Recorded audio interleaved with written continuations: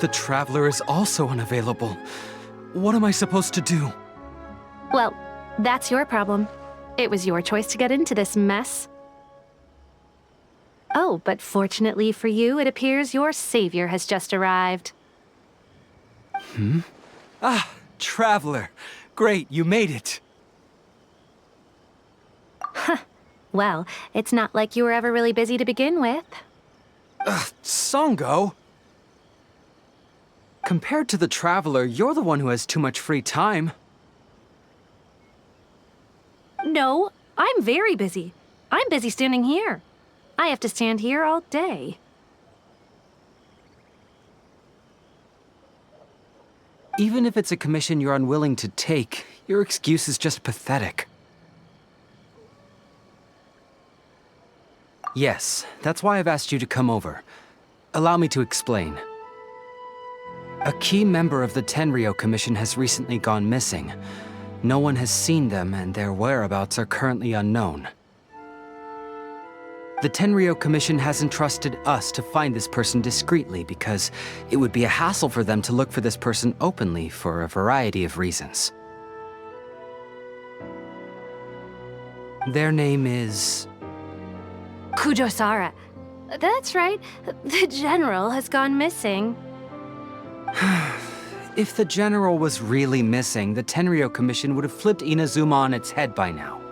And do you think they would only commission us for a case like that? Please ignore Songo's nonsense, traveler. In fact, the missing person's name is Shikanoin Heizo. He works as a special detective at the police station. Although his rank is merely a doshin, he is quite competent and held in high regard by the police station. Do they think he's more competent than me? We get that you don't want to help Songo, but could you at least try not to make things more difficult here? Sorry, traveler. Even though I accepted the commission...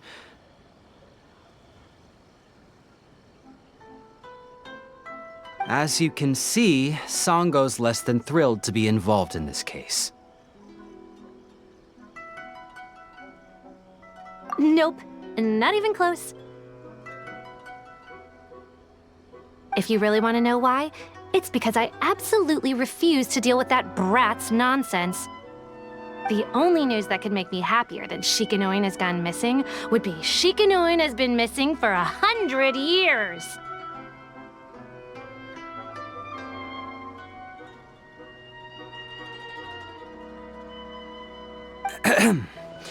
Needless to say, Songo and Heizo have a bit of a history. Well, it's a little more serious than that. According to Songo, Heizo was an obstacle in her path to the Temple of Truth. Like a yappy dog that was constantly in the way.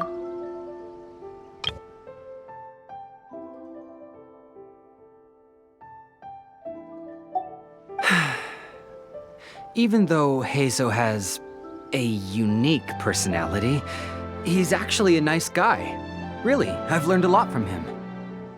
So I can't just ignore this case, even if Songo doesn't approve.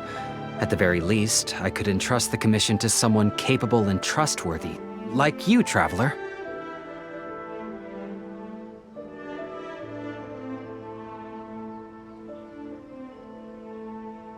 Huh? No, it's not like that. Listen, I'll pay the entire amount originally promised by the Tenryou Commission, and I'll even personally throw in some additional funds. I'm really hoping you can take this commission, traveler. If Heizo truly is in danger, I know he'll be safer with you by his side.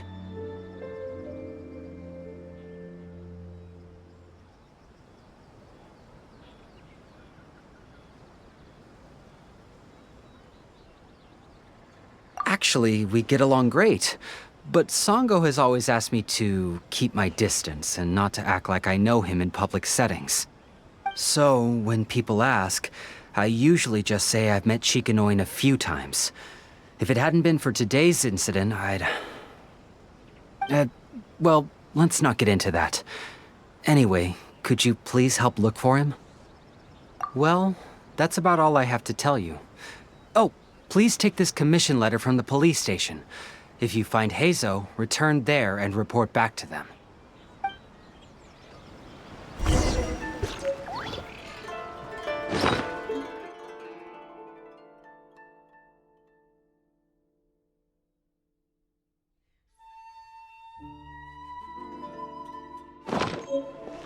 You still haven't left yet, so perhaps you've changed your mind about looking for Heizo, huh? That would be best. Take it from me. Getting involved with that guy is never a good idea. Let me put it this way. It wouldn't bother me at all if he disappeared forever. That's my issue. Don't give me that look. Everyone's allowed to have a few people they can't stand, right? In any case, I guess you should get moving before the Shikanoing causes too much trouble.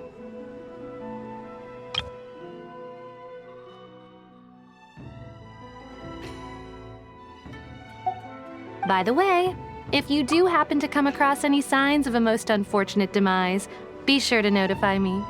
It'll bring me great joy.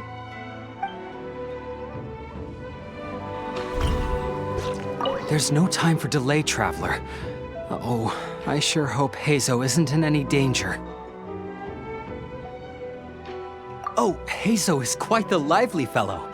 He's super talkative, active, and energetic, and he's always on the move. Songo always compares him to a buzzing housefly, which I guess must be because he can accurately sniff out every bad apple in the pile. In which case, Heizo isn't just some ordinary housefly, he's like the ace of flies. Even with his nose plugged, eyes blindfolded, and ears covered, Heizo could still pinpoint the bad apples. His skills are amazing. It's almost as if he relies on something other than just his five senses. You know, like a sixth sense. Or maybe it's pure intuition? Or he has divine favor? It's gotta be something like that.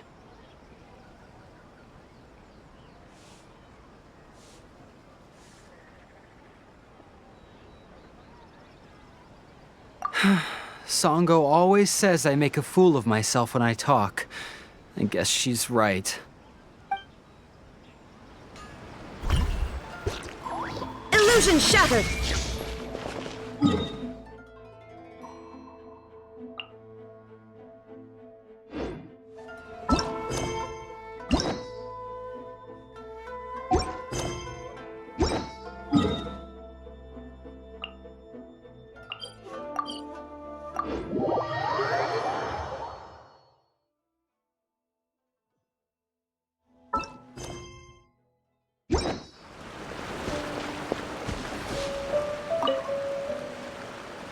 Oh, it's you, the captain of Swordfish 2? My name is Shibata. I'm in charge of the watch here. May I inquire as to what the captain needs?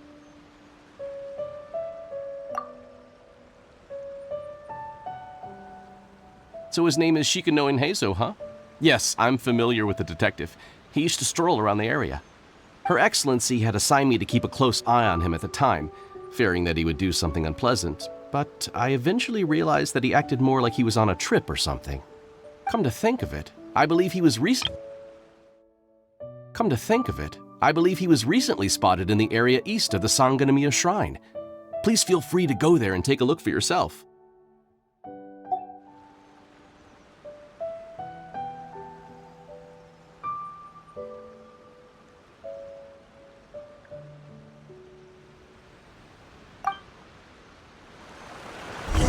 If you're looking for the young detective, please go to the area east of the Sanganamiya Shrine.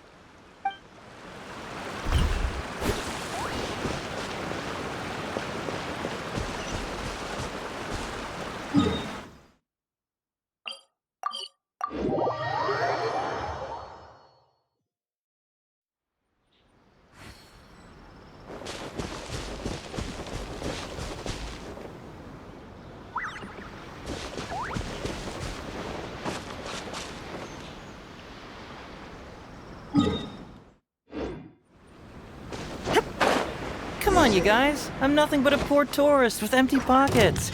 Please, you can just let me go.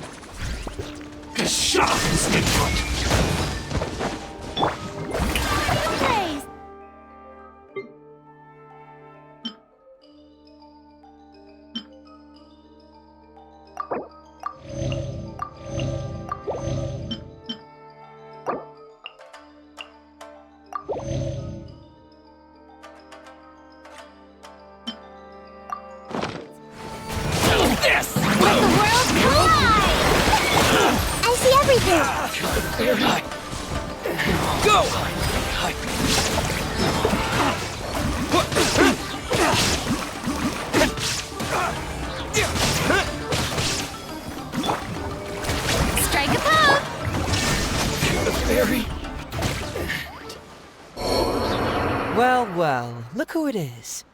I was wondering who could be valiant enough to wipe the floor with these guys so easily. Turns out it was the distinguished traveler. Really, I can't thank you enough.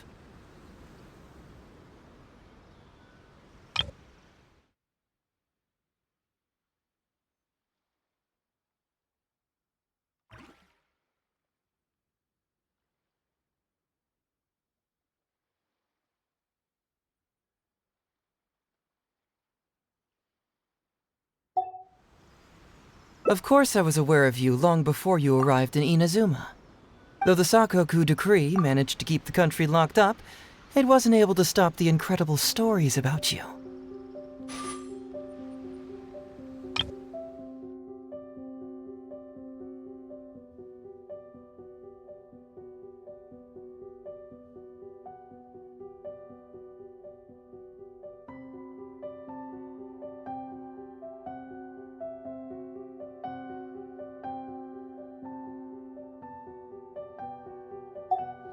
Every day, all of those little stories would come scurrying over to my desk, like files with little feet. I was actually thinking about going to meet you once I wrapped up the business at hand. Who would have guessed that you'd show up first?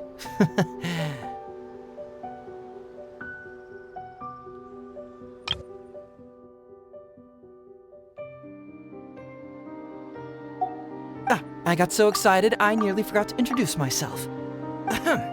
The name's Shikanoin Heizo, Special Detective of the Tenryou Commission. It's a pleasure to meet you, Traveler. I wish you all the best on your journey through Teyvat, by the way.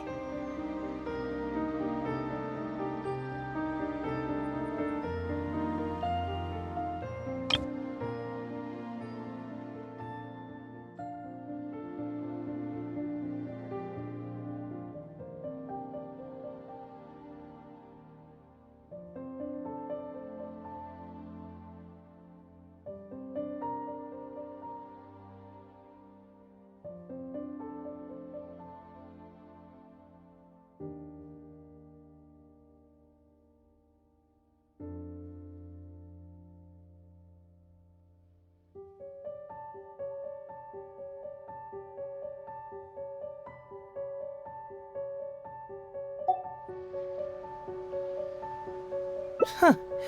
I guess that means I've taken over as the main character in your story today.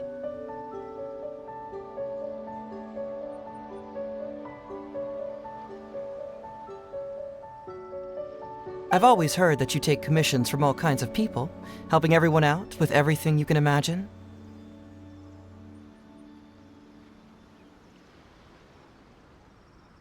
So now it's my turn to take your help, huh?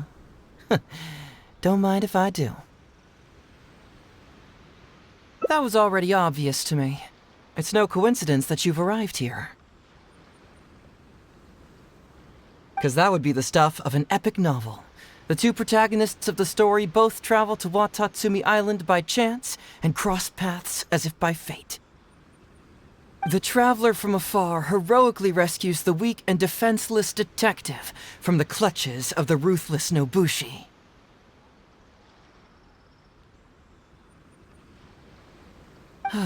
Traveler, you are so dreamy. Unfortunately, though, I don't believe in coincidences. So, guessing you came to me on the police station's commission, didn't you? I'm a detective. Can you guess what gave it away?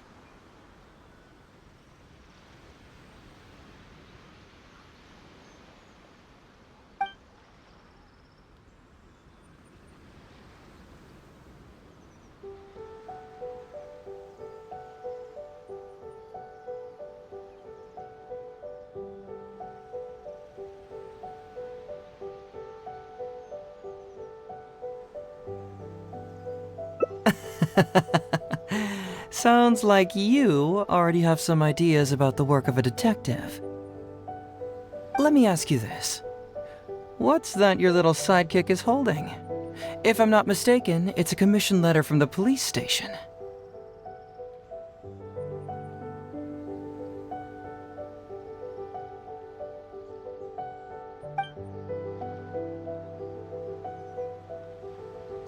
What? Paimon just here to take a look. And hey, who are you calling a little sidekick? Paimon was worried he might be in danger, so Paimon came to help. Why are you two staring at Paimon? Is Paimon not supposed to be here? Yeah, I'm also just taking a look. He can look, but you can't.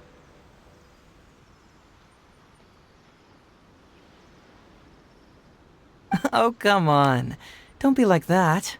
After all, this is the first time I've seen a voice. I must admit, I'm most intrigued.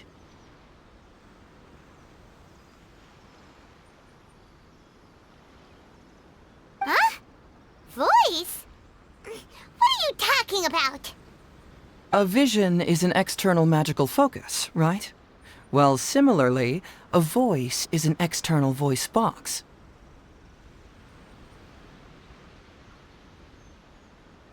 I've heard that the Traveler isn't very talkative, but given how chatty you are, you must be his voice, right?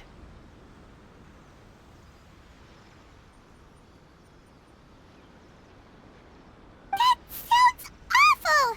Paimon's not somebody's voice! Paimon's emergency food!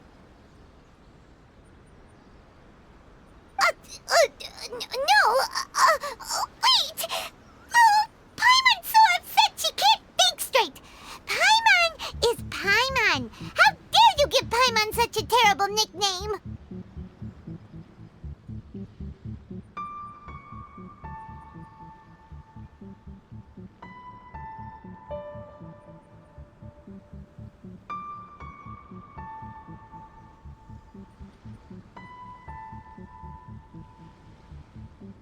We came here to rescue you, but you actually opened the cage yourself. You were only pretending to be captured by the Nobushi, weren't you? Pretty suspicious if you ask Paimon. Come out with it, mister. What kind of schemes are you up to? Sheesh. For someone who says they don't want to be a voice, you sure do talk a lot.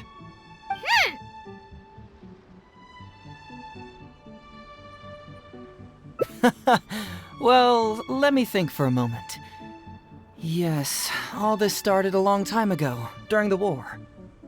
Kujo Takayuki, who was head of the Tenryou Commission at the time, had secretly asked me to investigate the military capabilities of Sangonomiya.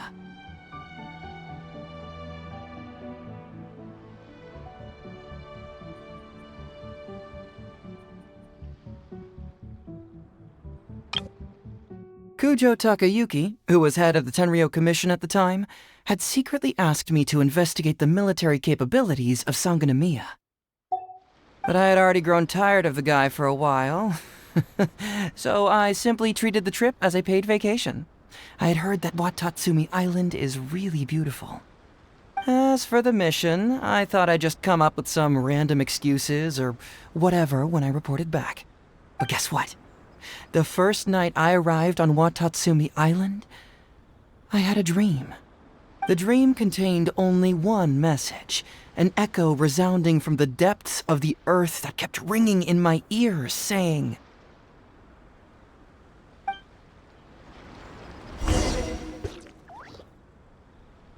"Something vital is missing on this island."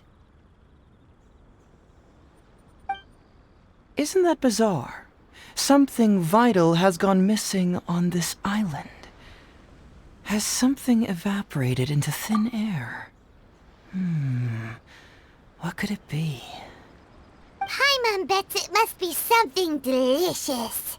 You know, because the soil of Watatsumi Island can't grow crops. There's a shortage of food here. Oh. Food, huh? How about you, Traveler? What do you think is missing?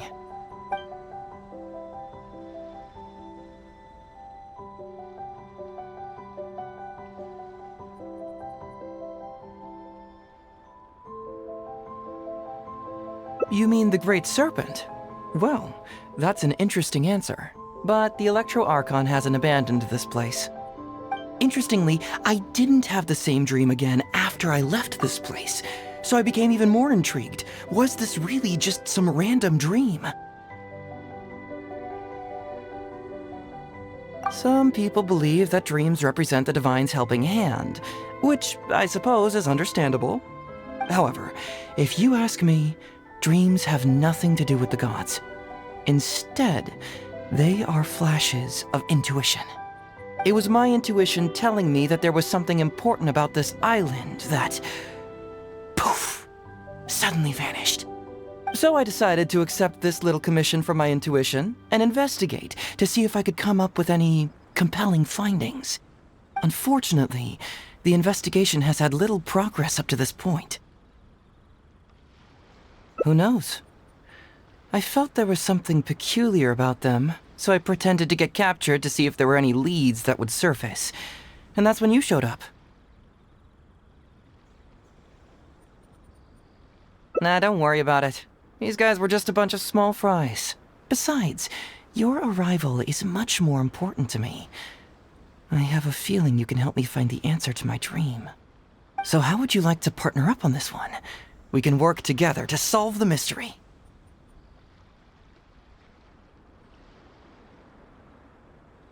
Yes, of course, I understand.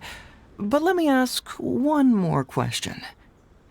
Did the police station say they are looking for me because of something important? Well, then it's probably nothing major. Most likely they're short on staff or something petty like that, and they happen to remember their model employee. So since we're already here, why don't we just solve this puzzle together?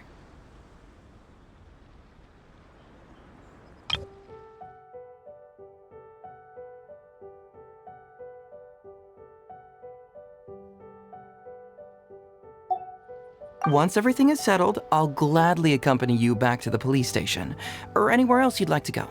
What do you think?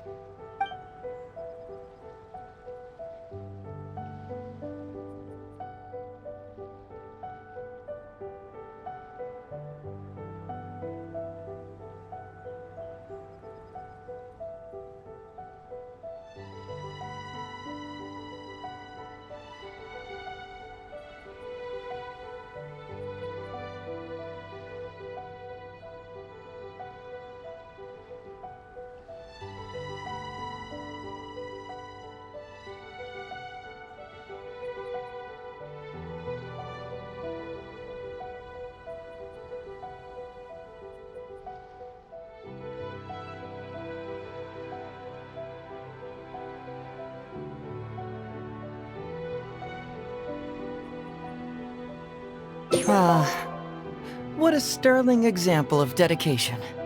In that case, I'll accompany you back to the police station first. We can discuss the issue of Watatsumi Island later.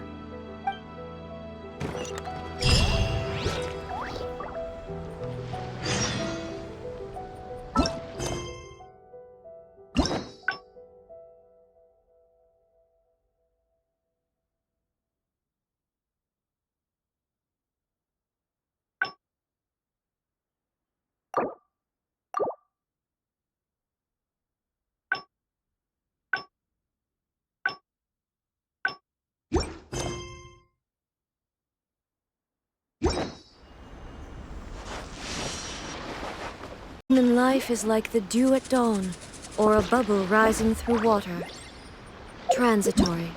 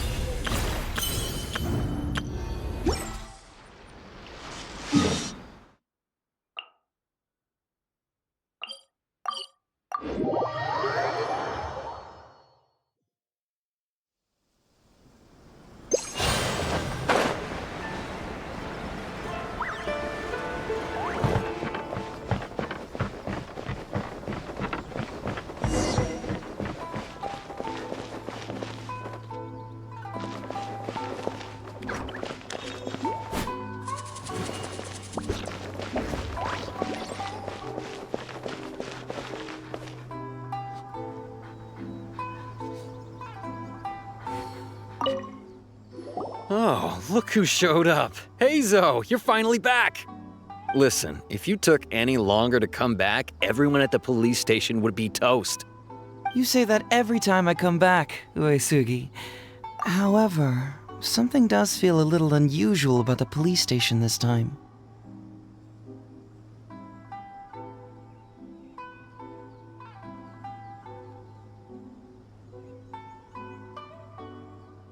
Come on, would I ever lie to you? Madame Kujo-Sara is here and she's on the warpath, so be on the lookout.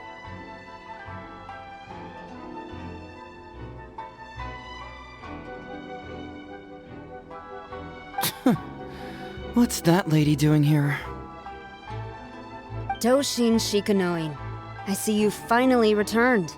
Please, enlighten us. What have you been doing recently?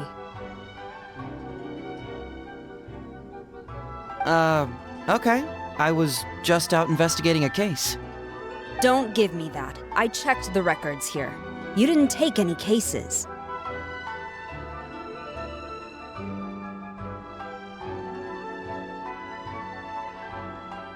Actually, it's a case of personal relevance to me.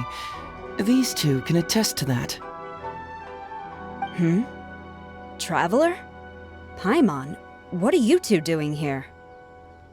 We're the ones who brought Hazel back. Brought him back? Can someone please explain?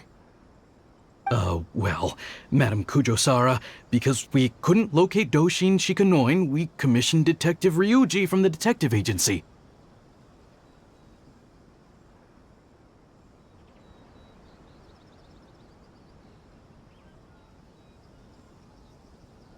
Shortly after, Ryuji returned to tell us, that he had given the commission to the Traveler, and then...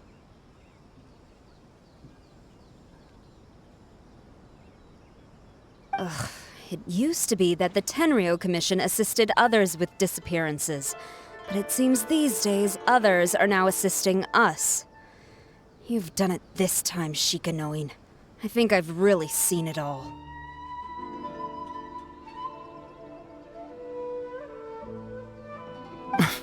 I mean, is it really so unusual for officers and citizens to assist one another?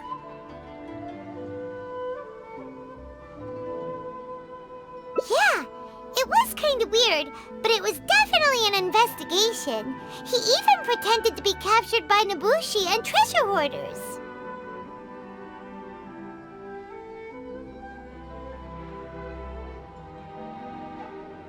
Oh? Is that so? Well, since you are testifying for him, I suppose I won't ask any more questions. But since you're here, I have an extra favor to ask.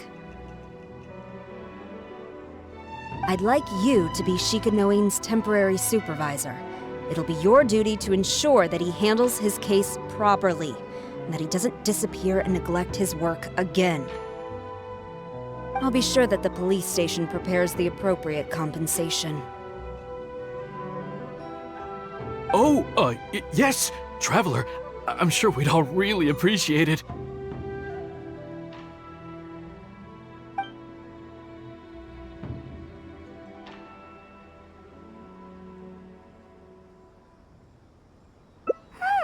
Hazel seems to be happy with the idea. You should thank the Traveler this time, Doshin Shikanoin. Otherwise, I don't think I would have let you off so easily. Here, take this letter of complaint. It's written against you. Please consider carefully what to do with it. I do not wish to see another one. Understood? Huh? Someone filed a complaint? That can't be right. Why would there be a complaint letter?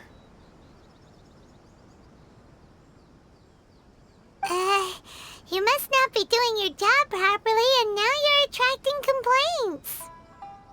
No, it really doesn't add up. You two don't get it. Although Madame Kujo-Sara just made some harsh remarks, we all know that Heizo-senpai is a real whiz when it comes to cracking cases. He's the biggest asset on our team.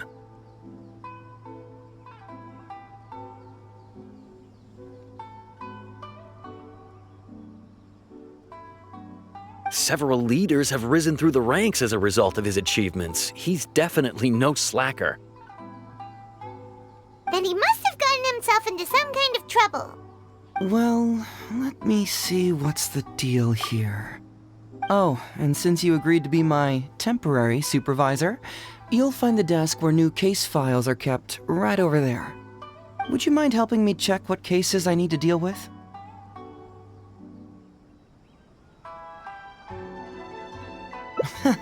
Of course, but first I have to confirm what's going on, and whether or not the letter's legit. Please, have a look at the case files first.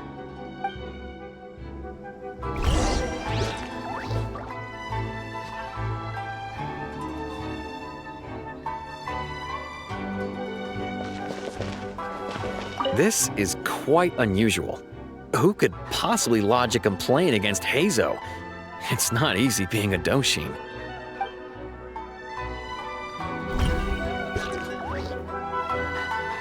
Interesting. Even Doshin Shikanoin can receive a complaint letter.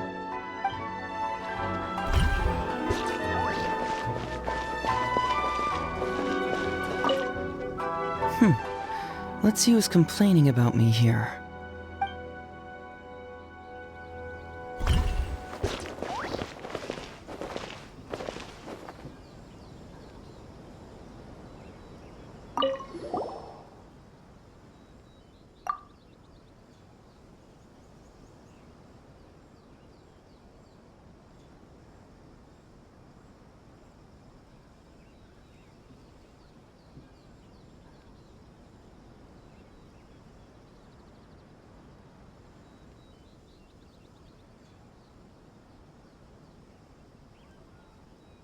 Heizo talks fraud? What's that? Sounds interesting, whatever it is.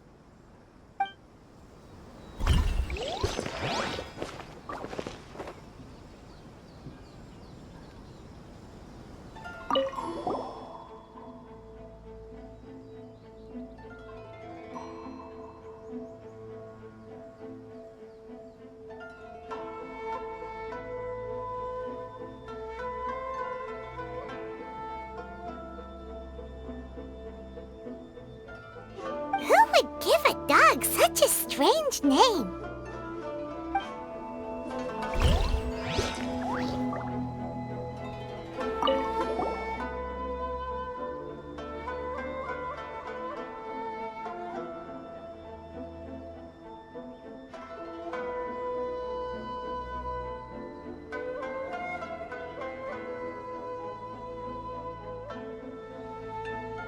What? Not him again.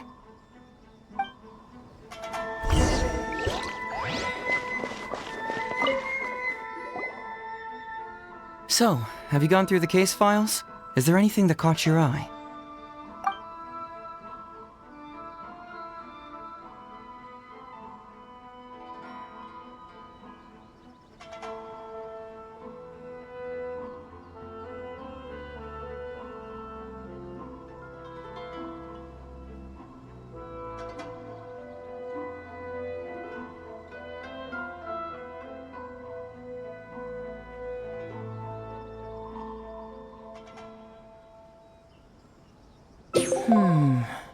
I'm afraid this won't be an easy task. I was hoping I wouldn't have to drag you into this, but it's just occurred to me that with your help, I might be able to wrap up this problem. Alright then, tell us about the complaint letter.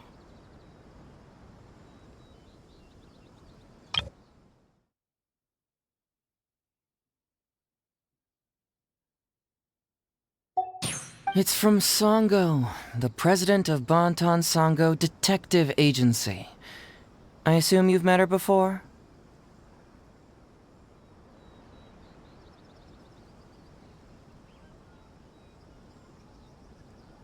You can say that. Sango's complaint letter accuses me of abusing my power for personal gain and blatantly concealing the truth behind the Ryuji case from years ago. Seriously, do I really seem like the type of person who'd do that? Concealing the truth? That definitely sounds like something you would do. Hey, don't judge a book by its cover, alright? Let's just go to the detective agency and talk to Sango. We'll need to speak with her to get to the bottom of this.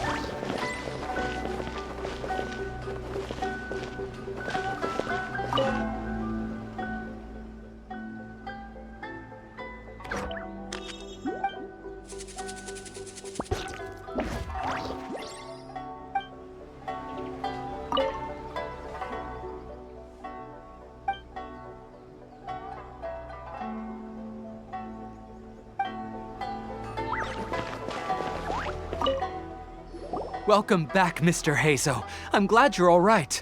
How about some tonkatsu? You must have missed the taste of home after so long.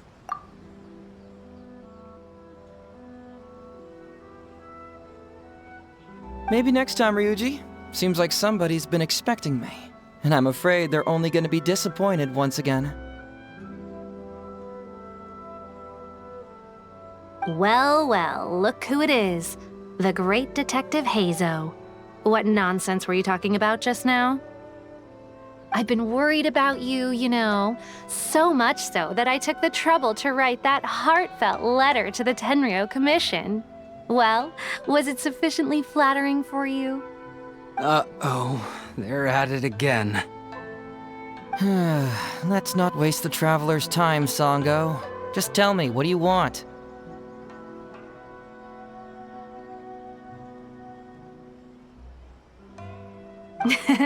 Fine by me. My request is simple. Disclose all the details of the Ryuji case. It's time you stop hiding the truth and let me investigate it thoroughly.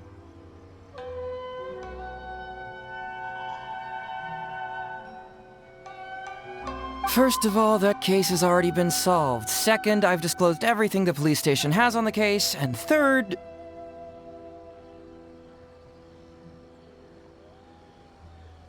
Enough! You can only fool Ryuji with that. If you don't want to cooperate, I can assure you that I will write more letters to the headquarters of the Tenryou Commission. I will not give up on this case.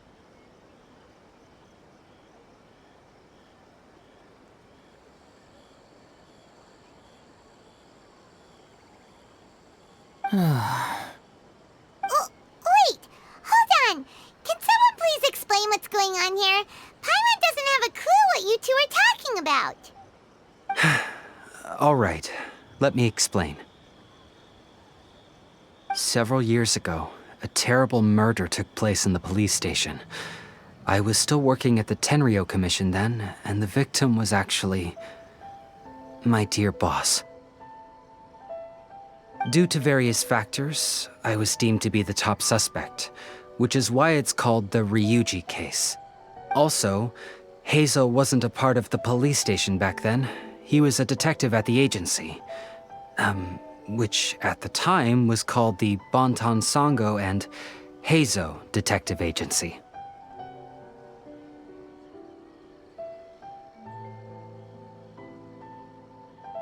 Huh? That's crazy! But, wait. Then why did Heizo leave? After the incident, I was quickly convicted and sent to prison. Fortunately, Sango then promptly proved my innocence and caught the real murderer.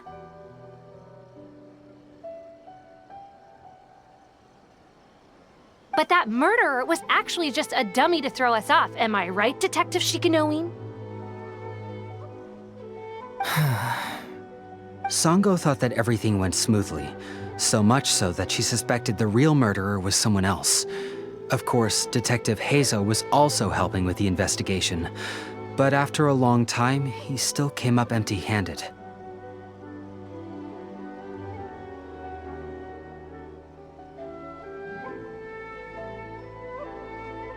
Later on, he decided to join the police station to continue his investigation on the inside. which is why he left the detective agency. Ha! That's what I thought too. I was foolish enough to believe that Detective Shikanoing and I shared a common goal.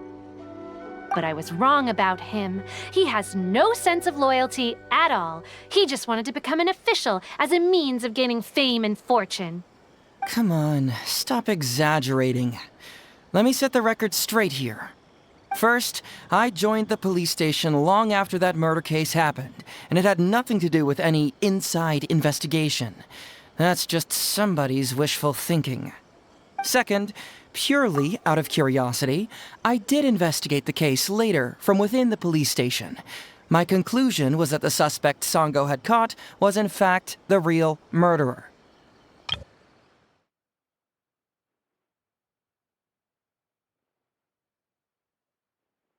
And lastly, when Sango didn't buy my conclusion and asked me to disclose all related case files from the police station, I did exactly as she asked. I didn't hide anything. He's lying right through his teeth. That's it. I want this to end once and for all. Since the Traveler's my supervisor today, they have complete access to all the police station's files.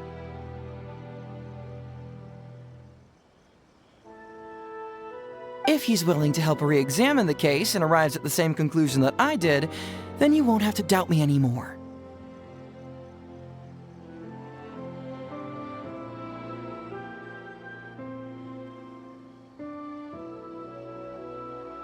Whoa. Huh? Unless you don't trust the Traveler. Whoa. Huh? Come on, say it. It's not about whether the Traveler's trustworthy. I'm just wondering if you will interfere somehow. The thought never even crossed my mind.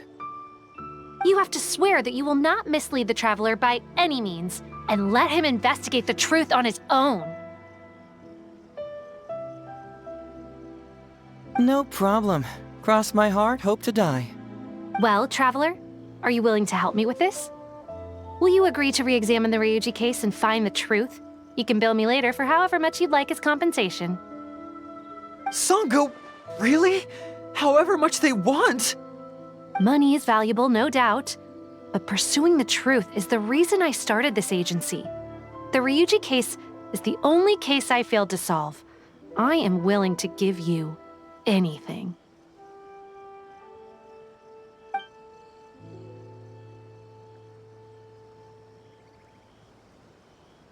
All right. I'm counting on you, Traveler. You hear that, Detective Shikanoing? Ha! Now we just need to wait and see. All right, I got it. No need to keep yammering like that. You'll scare the kids next door. Come on, let's go back to the police station.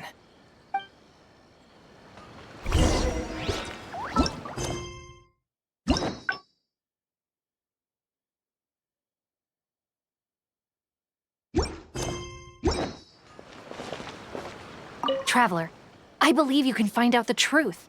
That Shikanoing is hiding something. I just know it. Sango and Detective Heizo are both great people, but when they're together, only arguing ensues. Oh, suck it up, Ryuji. Traveler, Oh, suck it up, Ryuji.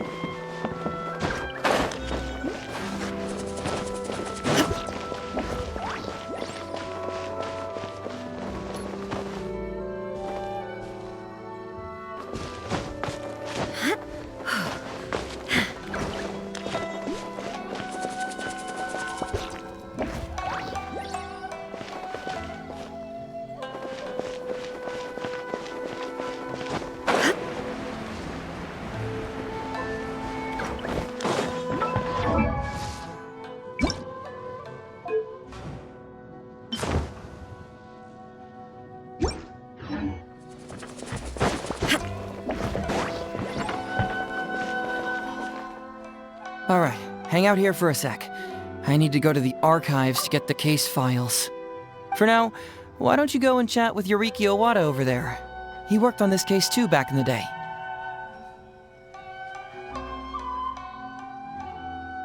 No, you misunderstand. It's not that I want you to look into this. It's just that you're the only one who can. You're the only one I can think of who Sango would ever believe. She trusts in both your qualities and abilities, so I hope your findings can finally convince her and put an end to this whole thing.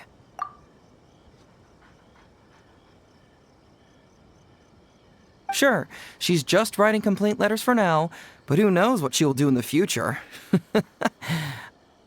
Alright, I'll go get those case files. You go ahead and talk to Yoriki Owada for a while.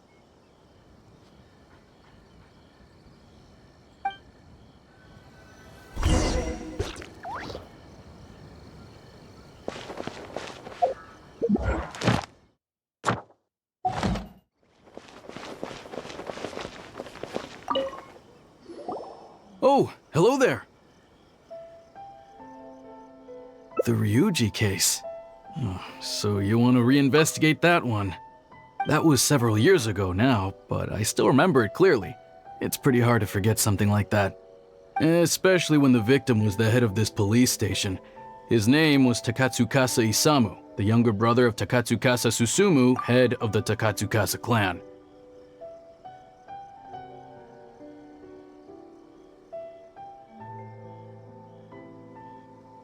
He was really one of a kind.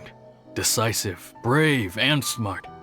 He was much younger than me, and already had quite a reputation.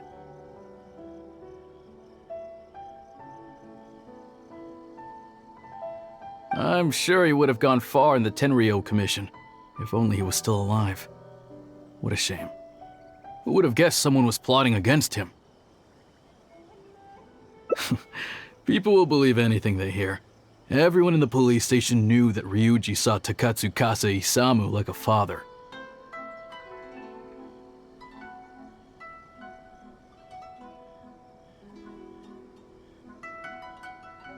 Ryuji was an orphan, you know. Before he joined the station, he had been taking odd jobs here and there. It was Isamu who really took him under his wing.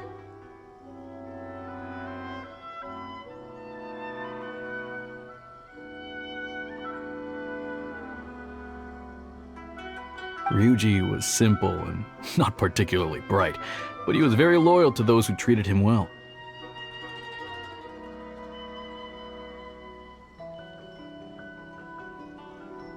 He's also hardworking. Isamu must have seen these qualities in him and decided to keep Ryuji by his side.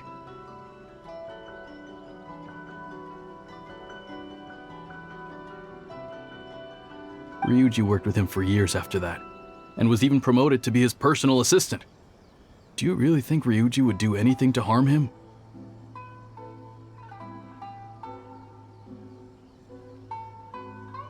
So, then why was Ryuji convicted? Even Paimon can tell that's a mistake. Well, here comes the interesting part of the case. Within a week, and before all the loose ends had even been tied up, Ryuji received his conviction.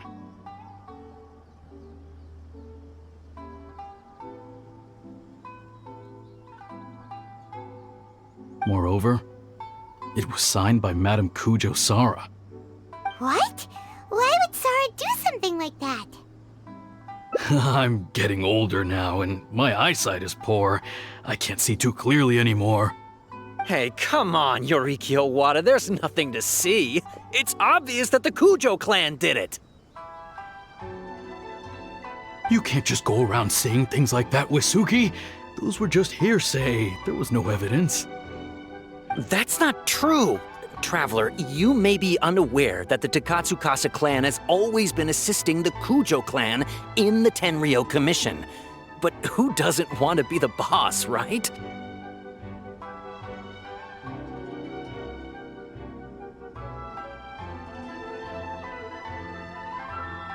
And Takatsukasa Isamu was the key figure for the Takatsukasa clan to bring down the Kujo clan. At that time, no one was held in higher regard than Isamu.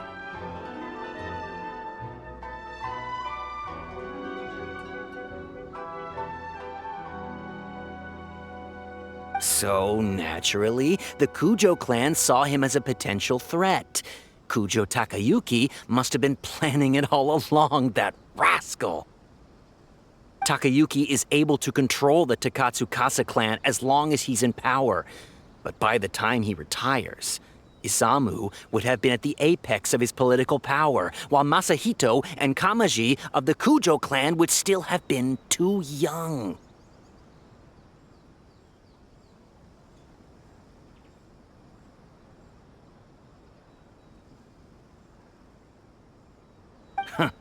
The two of them wouldn't stand a chance against Isamu. You think Kujo Takayuki would simply sit back while Isamu gained traction? So he decided to strike first.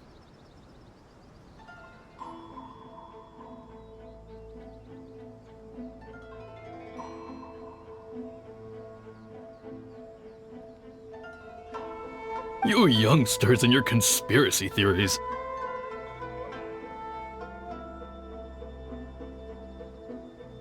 No, it's true. It's the only way to explain it.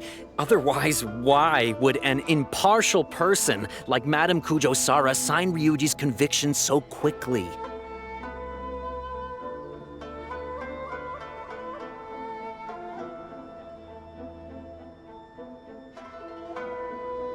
They had to find a scapegoat to pacify the Takatsukasa clan, so Kujo Takayuki must have told her to sign it immediately.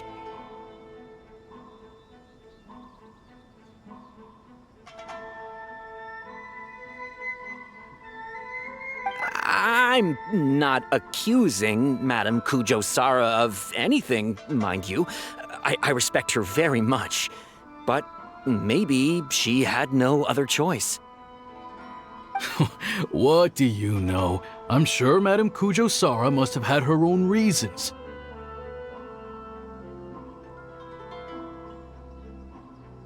The guy was a forensic expert who worked in the station named Shiroyama. I have to admit, he wasn't easy to track down.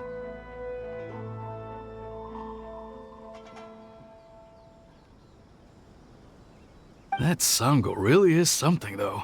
She caught him without even breaking a sweat. It turned out that after poisoning Isamu, Shiroyama secretly took the poison to Ryuji's place in order to frame him. Later on, the poison was also found in the forensic office, but that was already after Shiroyama's death. He confessed everything in a testament.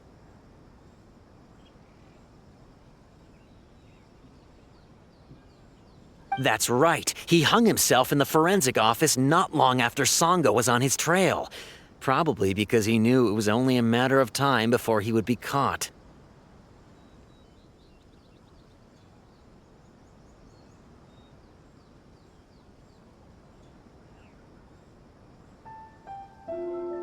Of course, he didn't admit whether he had been prompted by Kujo Takayuki. He took the responsibility alone.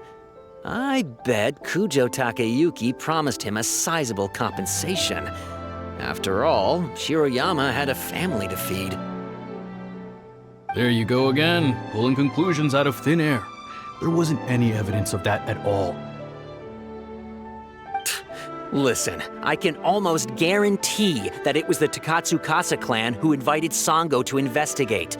We all knew that Ryuji was just a scapegoat. You think the Takatsukasa clan wouldn't figure that out? They're not stupid.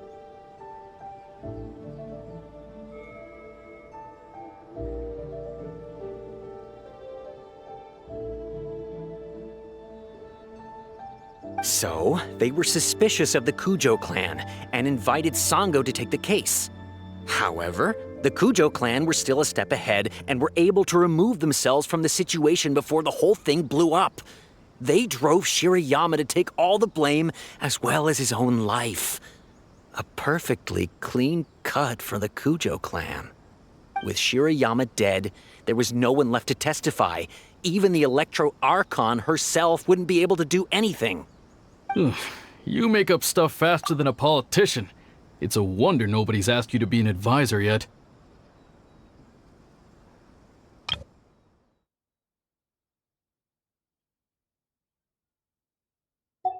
Hey, that's their loss. The whole thing is starting to sound complicated. Hey, I brought the files. I bet you got quite an earful just now, huh? But don't believe everything they say. After all, people can tell you anything, and it's hard to separate truth from rumors without facts. So what really matters is the case files. Everything laid out here is all that the police station has about the case. Please, take a look. Remember, you may find many clues during an investigation, but not all of them are useful. And in some cases, the clues you will find will not only be useless, but downright misleading.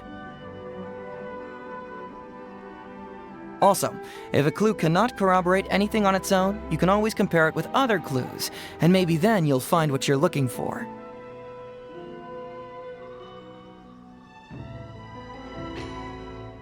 Okay, that should just about do it. I'm looking forward to your results. Hold on. What actually counts as a result? Usually, you need to find two things from these clues: a proven motive and proven means. Once you can confirm these two things, the criminal can be proven guilty. All right, you can go ahead and get started now. I look forward to hearing your verdict.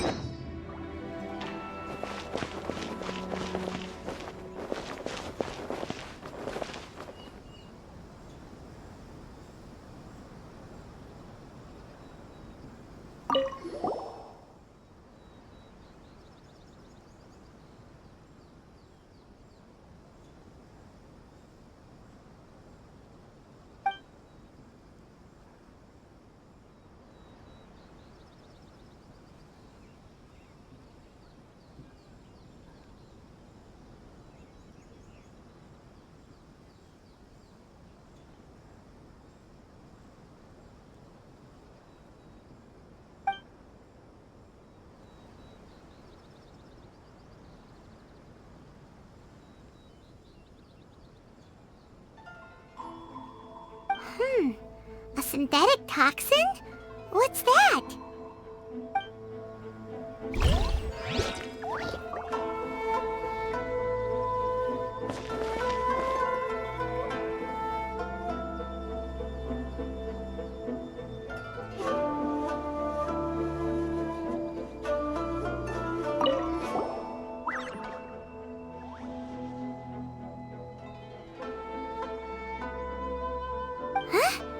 That's weird.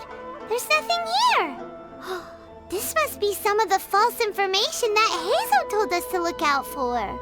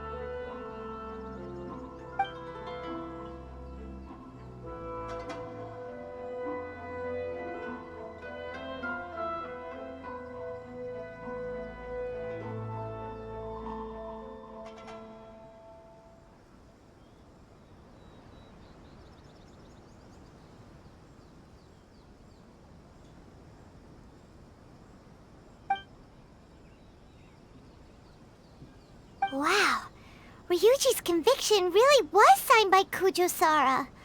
But now we know she had it wrong.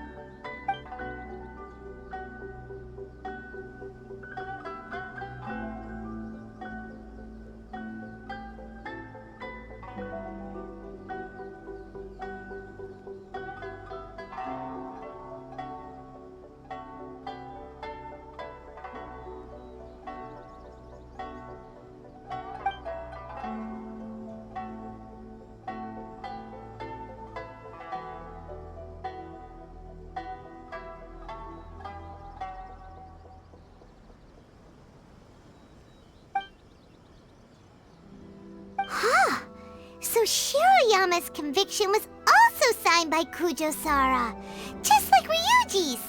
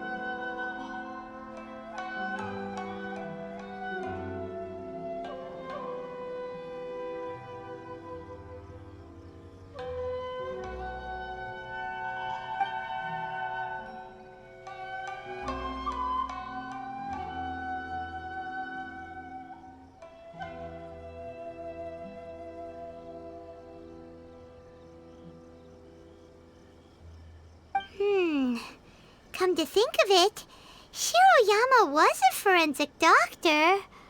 He could easily pull off something like this.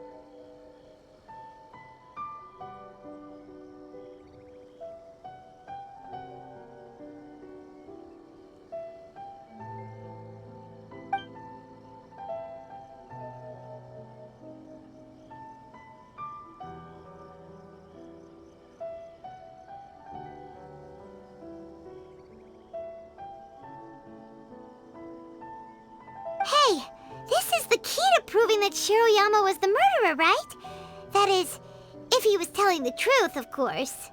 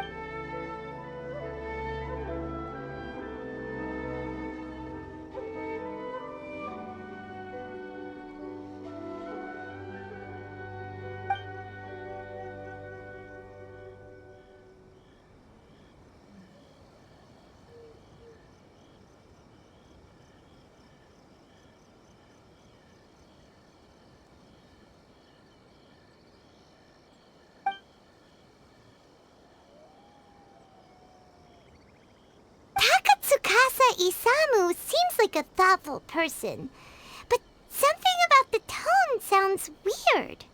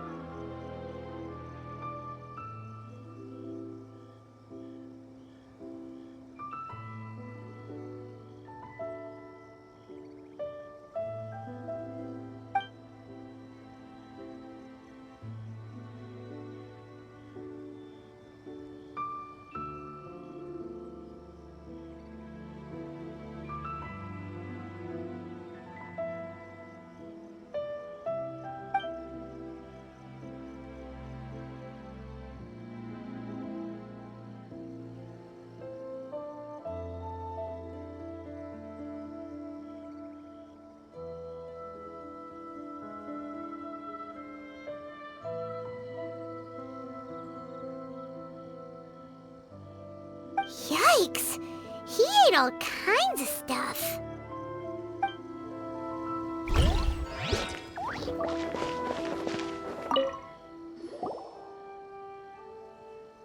So, what did you find? Have you come to a conclusion?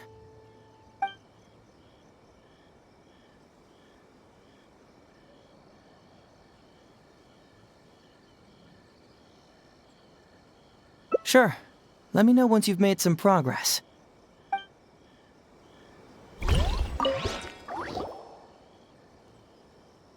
So, what did you find? Have you come to a conclusion? Really? You found the criminal's motive and means that quickly? Awesome. All right, let's talk about the motive first. What clue reveals the criminal's motive?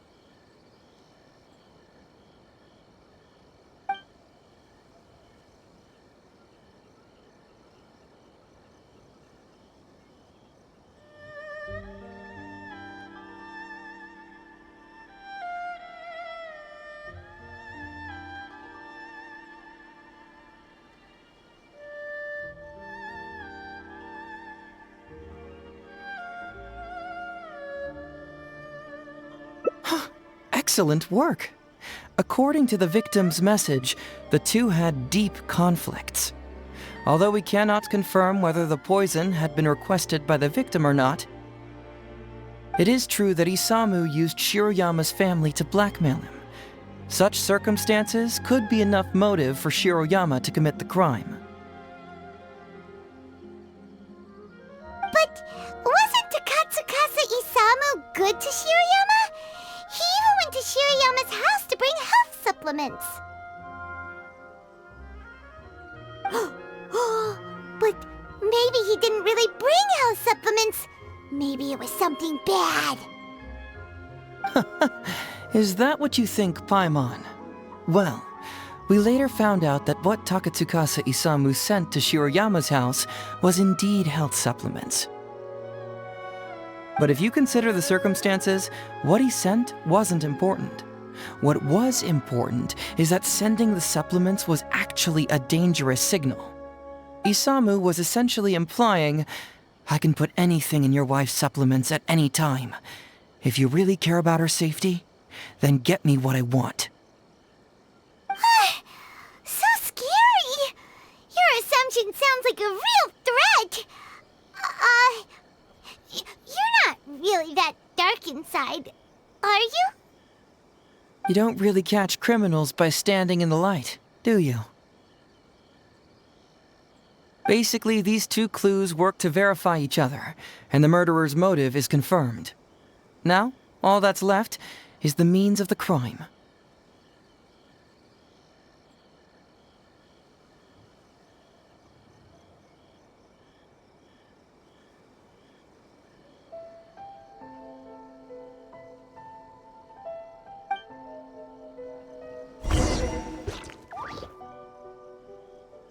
Next, which clue confirms the criminal's means? So, what did you find? Have you come to a conclusion?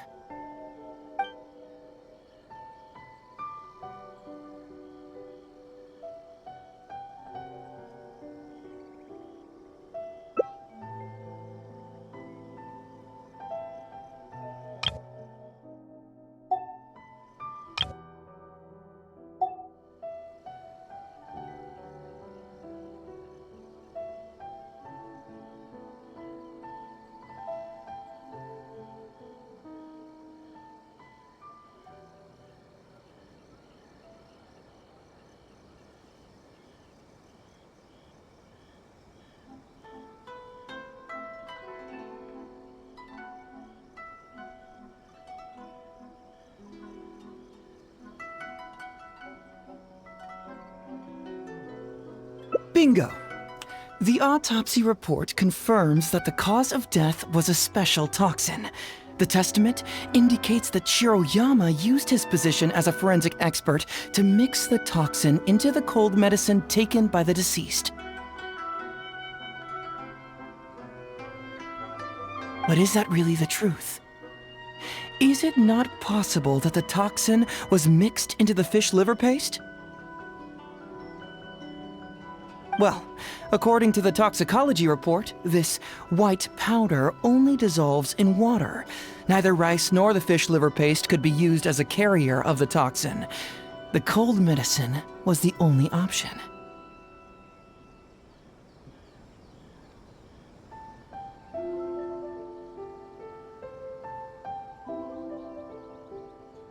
Putting the poison elsewhere would not only fail to guarantee a lethal dose, but would also increase the chance of it being noticed by the deceased. Therefore, the means is also confirmed.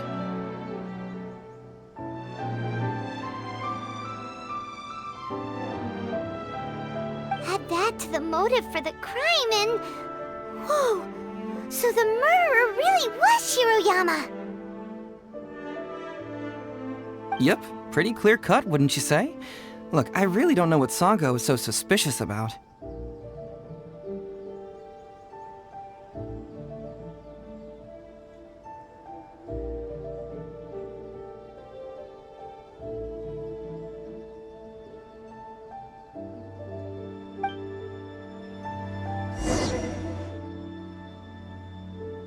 Yeah, it's pretty clear cut.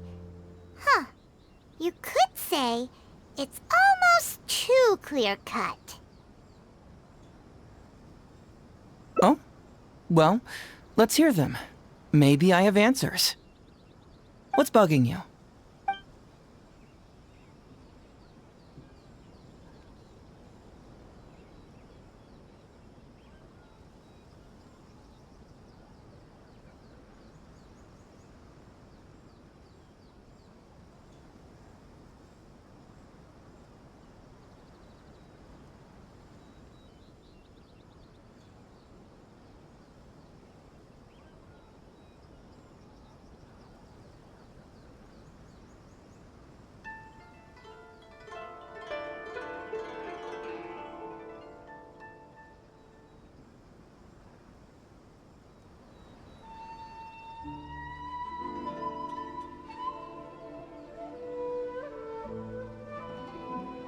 Maybe the report was wrong. The International Trade Association is a gathering place for merchants from all over. Countless merchants pass through the port of Rito every day. It's natural for there to be a couple of missing records here or there.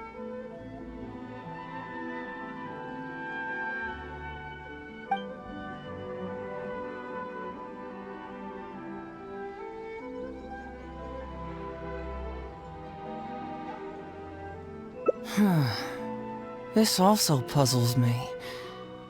Maybe someone doesn't want us being privy to the content inside, or maybe Shiroyama tore a bunch of pages out by accident. But regardless, this isn't essential to the case. Like I said before, a lot of what comes up in an investigation is irrelevant information.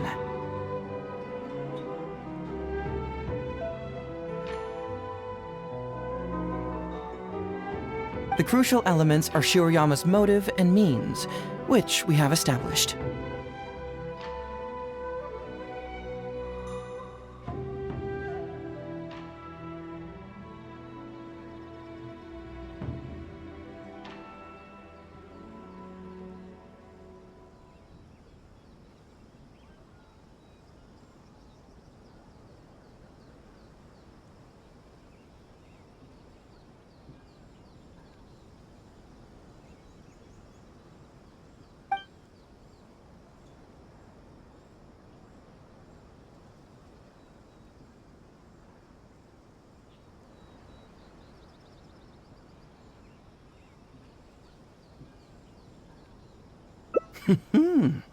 Very nice.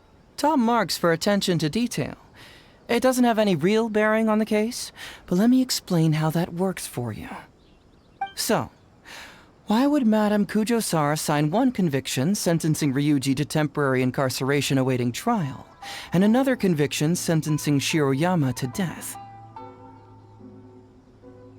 You may have heard some rumors back at the station that when this case first came up, the Kujo clan higher-ups were in dire need of a scapegoat to keep the Takatsukasa clan off their backs.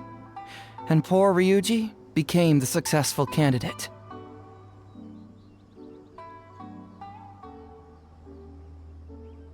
In less than a week, the conviction was drafted, sent to Madame Kujo Sara, and signed.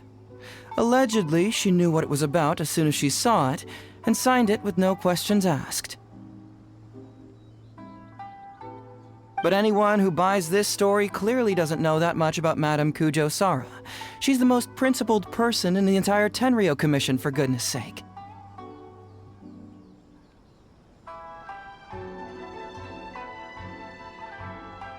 So, how would she respond to a case filled with unanswered questions and no confession from the suspect? Oh, you mean... Exactly. Before she signed it, she changed Ryuji's conviction from the death sentence to temporary incarceration.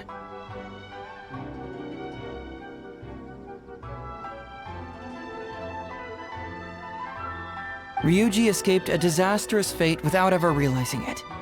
Had Madame Kujo Sara not changed his sentence, Sango would have been seeking justice for a dead man.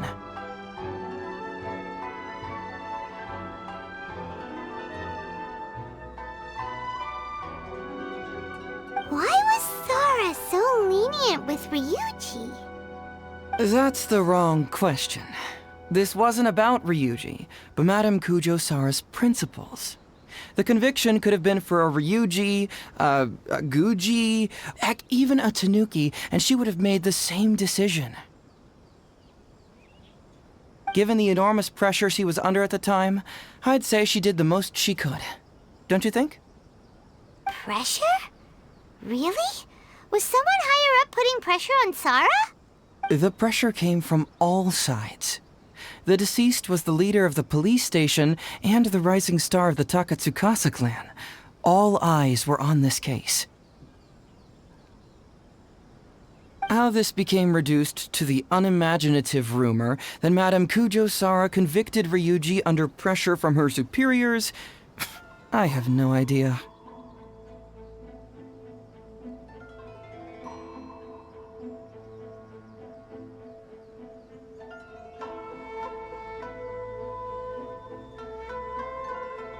Ugh. Rumors here, conspiracy theories there. Ugh. Lies at every turn. Fortunately, Madame Kujo Sara works in an open and transparent manner and pays no heed to rumors like this. She just rolls her eyes and forgets all about them.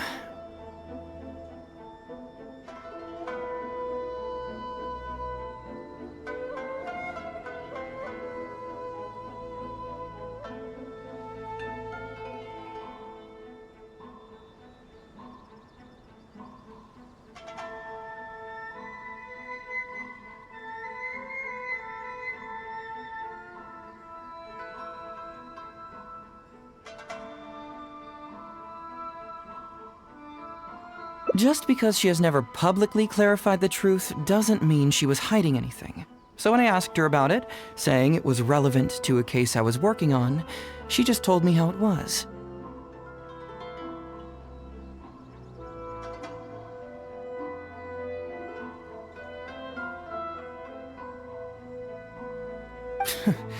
Believe me, in this case, more than any other, I have checked every last detail. Well, I've answered all your lingering questions, and you've checked all the material the police station has, so... what do you think? Case closed? Paimon still feels like something doesn't add up. But then again, Heizo did give us all the files the police station had. Ugh, this is annoying.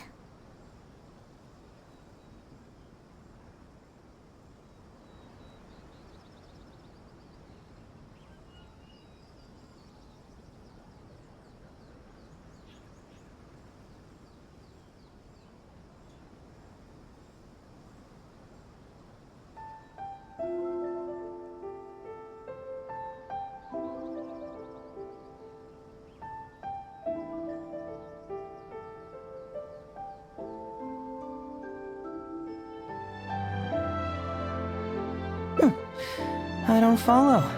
Enlighten me.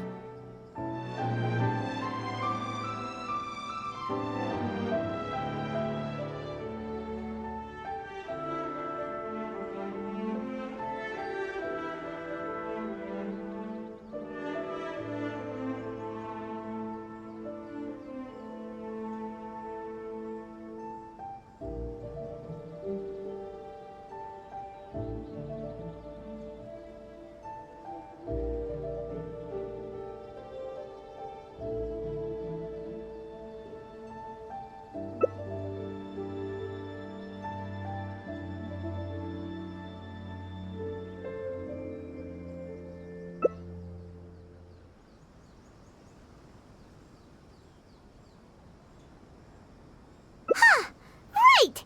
Why do you keep emphasizing police station every single time? You tell me. Why do I keep emphasizing police station every time?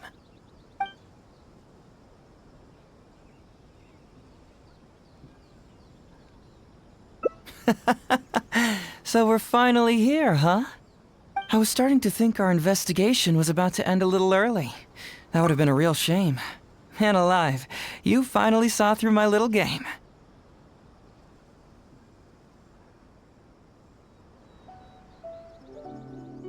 You're absolutely right. There is other information that the police station doesn't have. Reason being? It's my own evidence. And this evidence should help answer a couple of your questions more clearly. Why was the research log from the Office of Forensic Science blank? And where did the white powder come from? Aha! Paimon knew you were keeping secrets! Don't you have secrets too? No? Nope. Definitely not.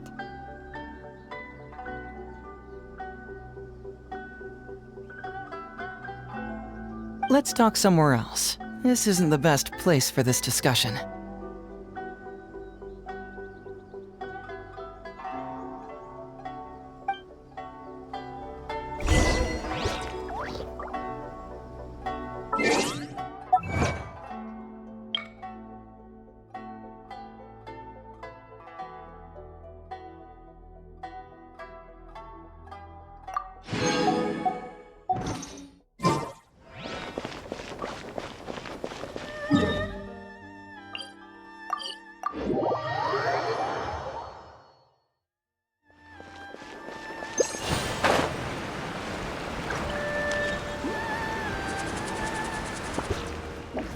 This is a quiet spot.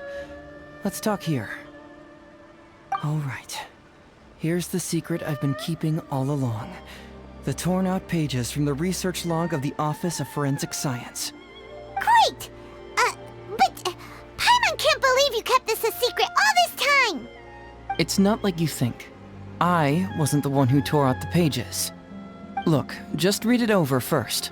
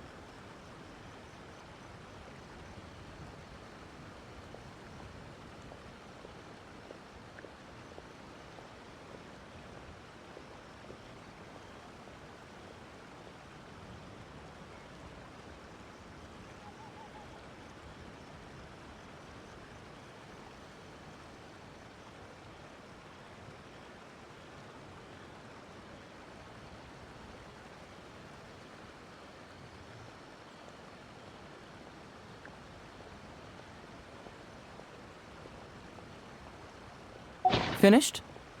Do you see now? The method used by the perpetrator to commit his crime wasn't by putting the white powder in the cold medicine.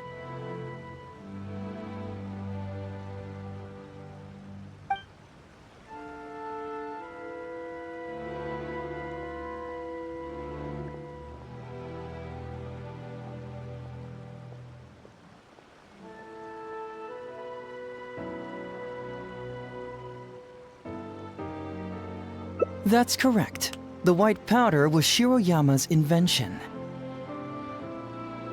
As a forensic doctor, he provided a special cold medicine for Takatsukasa Isamu. The autopsy report showed that this medicine contained a high volume of acidic fruit and vegetable extracts.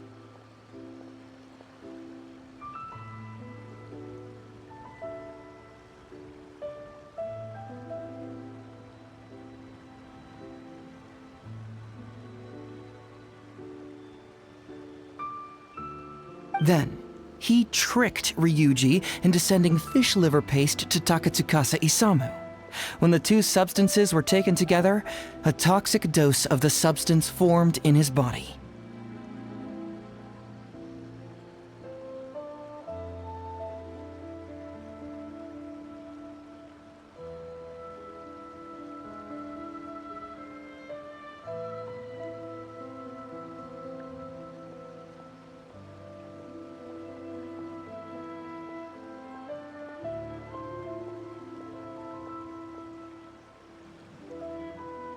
This is the real modus operandi.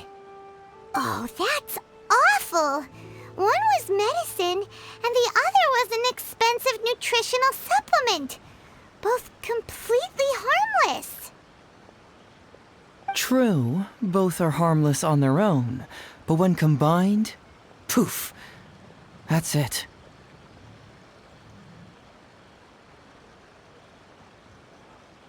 It was not him who wanted to hide it, but the person pulling the strings behind him.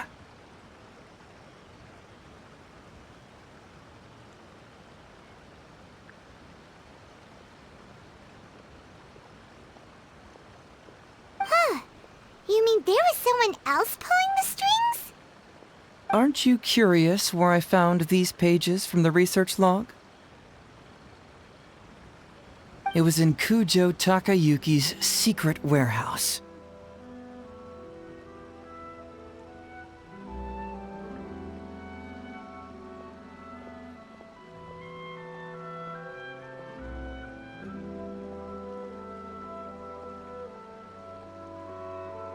After I found the missing pages, I did some digging around and found out that Shiroyama had worked for Kujo Takayuki before joining the police station. The Kujo clan secretly provided Shiroyama with funds to study forensic science. I guess you could say that Kujo Takayuki's investment paid dividends in this case. Of course, I had only learned all of this after the Vision Hunt decree came to an end. Kujo Takayuki had lost his grip on power, and the Tenryou Commission was undergoing a general reshuffle.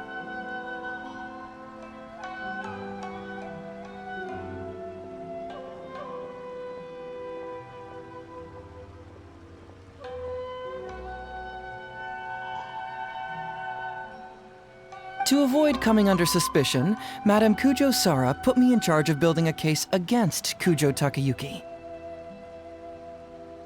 I found a huge stash of fish liver paste in his secret warehouse. Nothing hugely incriminating about that, of course, but I still took the trouble to open each and every package until finally... I had to concede that this really was just a huge stash of fish liver paste. But then, underneath the floor tiles, where the fish liver paste was stacked, I found a secret compartment with this torn-off research report lying inside.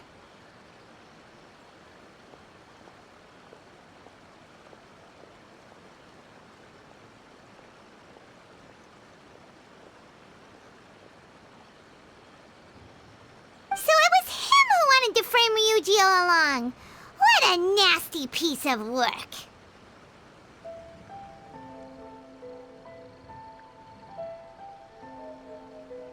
Let's review the whole case from the top. First, Takatsukasa Isamu, for whatever reason, noticed Shiroyama's talent as a forensic doctor and asked him to develop a special poison on his behalf. But Shiroyama was already working for the Kujo clan, so he refused.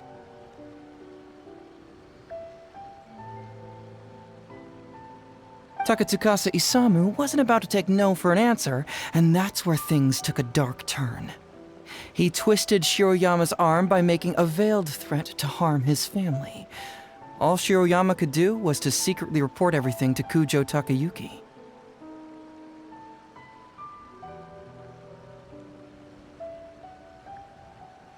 When Takayuki learned what was happening, he instructed Shiroyama to pretend to cooperate with Takatsukasa Isamu, then kill the latter with the white powder once it was fully developed.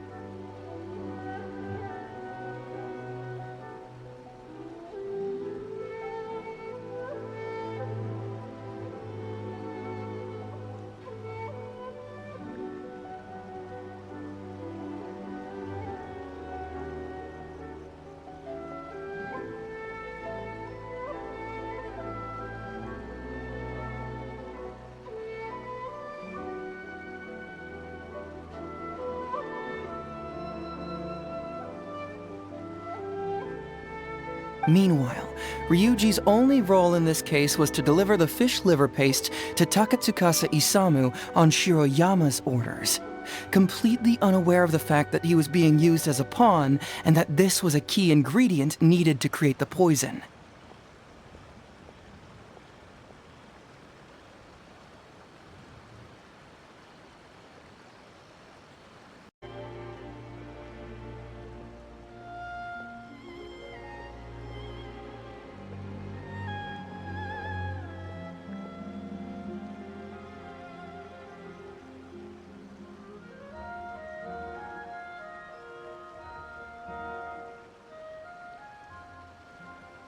After the incident, Kujo Takayuki hoped to make Ryuji the fall guy, until the death sentence was stalled when it reached Madame Kujo Sara.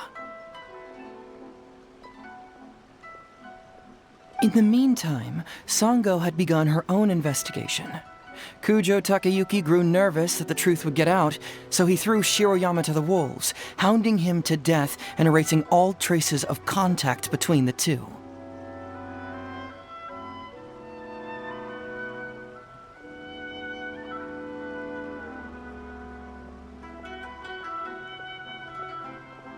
And yet, he wanted to keep this secret formula, so he hid it. Greedy guy, that Takayuki. He must have wanted to have it on hand just in case he needed to employ it again in the future, and make someone else disappear. This Kujo Takayuki is an evil lunatic! We've got to report this to A. Whatever his current punishment is, it needs to be 10 times worse! That would be practically impossible. One research log found in his warehouse doesn't prove anything. Even I can think of 100 excuses. Besides, Ryuji directly contributed to Takatsukasa Isamu's death by delivering the fish liver paste to him. The fact that he was unaware of the true nature of the situation doesn't matter.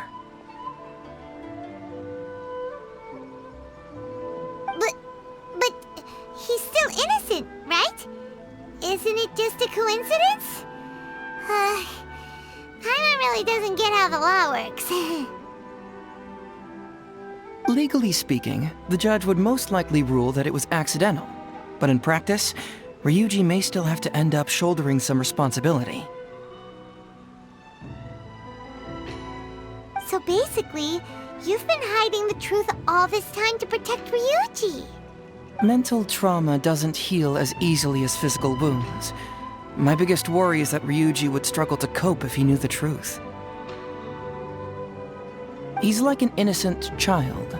He freely gives his trust and his love to everyone that treats him well. That's why he thought of Takatsukasa Isamu as a father figure. I'm pretty sure that to this day, he has never paused to wonder whether Takatsukasa Isamu was actually a good person, or if Sango just hired him as a gopher.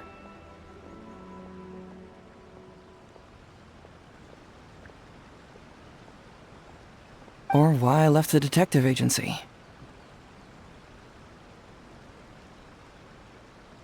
If he found out the facts about Takatsukasa Isamu, I'm afraid it would crush him.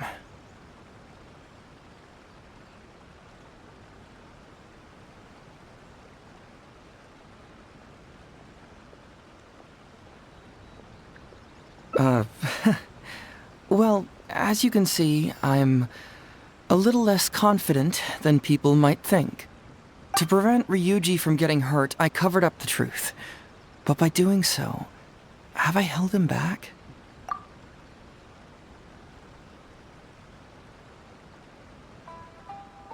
Did I do the right thing?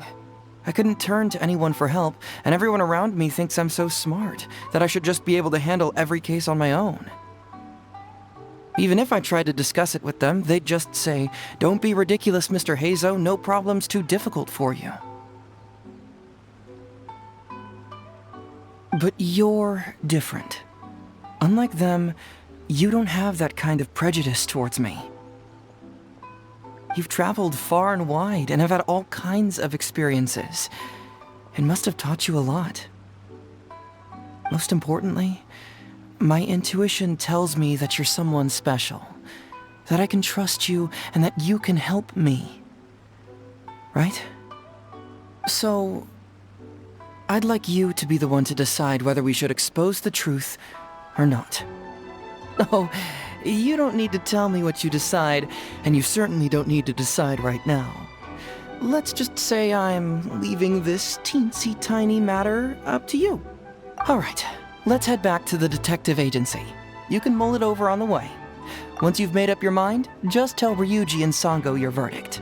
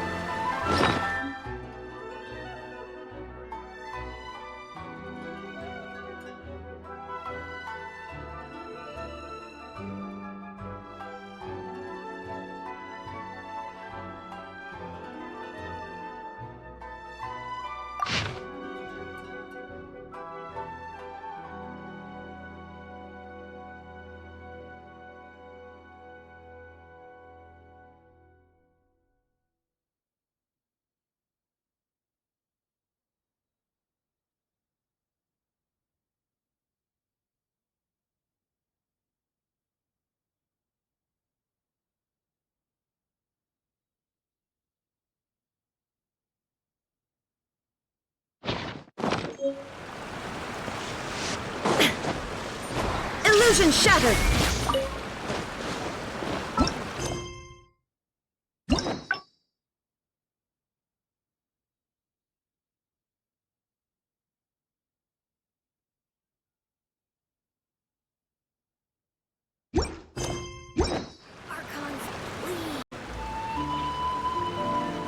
Archons, please.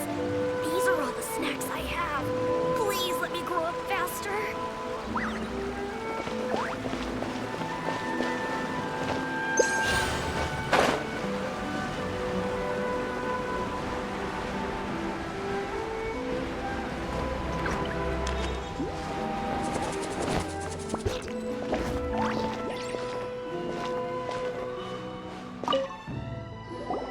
Hey, Traveler! Hey, Detective Heizo! You're back already, huh? I bet you're tired. Well, I just bought some tonkatsu. Care to join me? There's plenty for everyone. We'd love to. But wouldn't you like to hear the results of our investigation first? No matter what you were able to find, it's all in the past and won't ever change. So I think we'd better chow down first. Besides, if Sango's not happy with the results, we might not have anything to eat later. Come on, Ryuji, pipe down. Let's hear the Traveler's conclusion first. Okay then. Over to you, Heizo and Traveler. Don't worry, just tell us your findings. Everyone trusts you, as do I.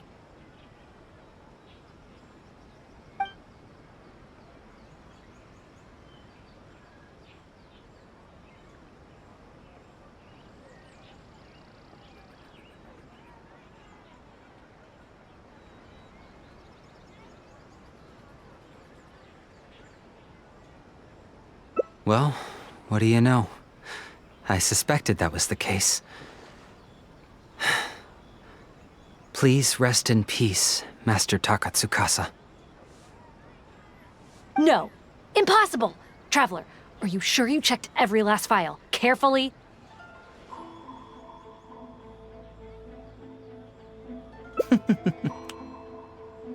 Ugh!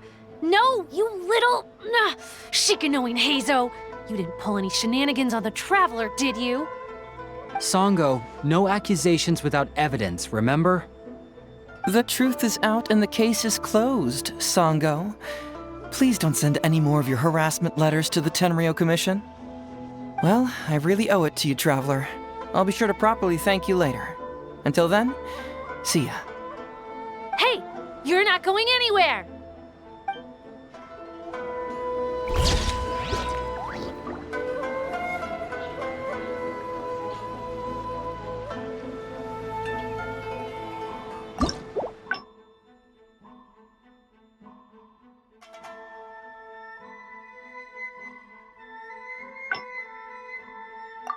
All the world holds dear is but a backdrop of constant motion. I stand before it. Hey, Traveler! Hey, Detective Heizo! You're back already, huh? I bet you're tired. Well, I just bought some...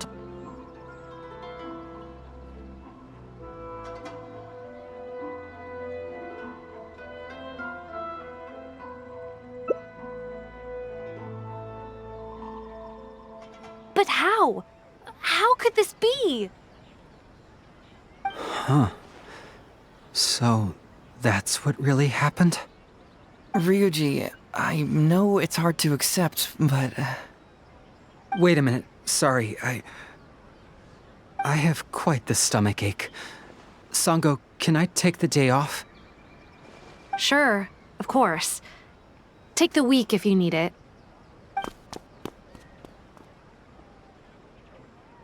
Oh, Paimon hopes Ryuji will be okay.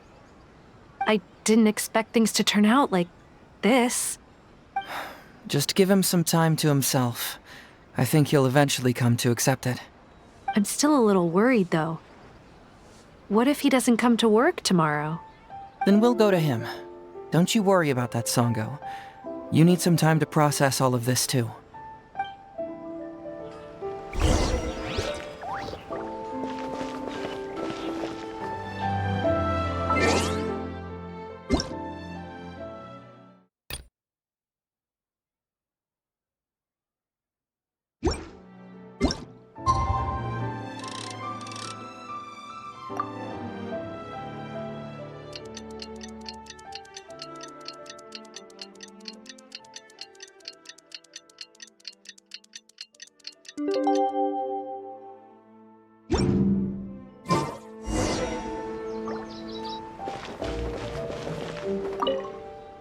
Ah, you're here.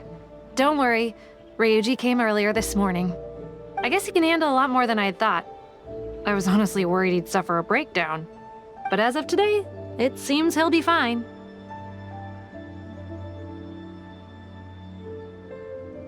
He went over to Natsuke Nogen Crafts to buy something.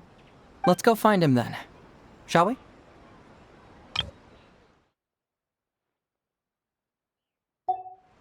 Before you go, Heizo, I kind of understand now what you meant when you left. Oh, really?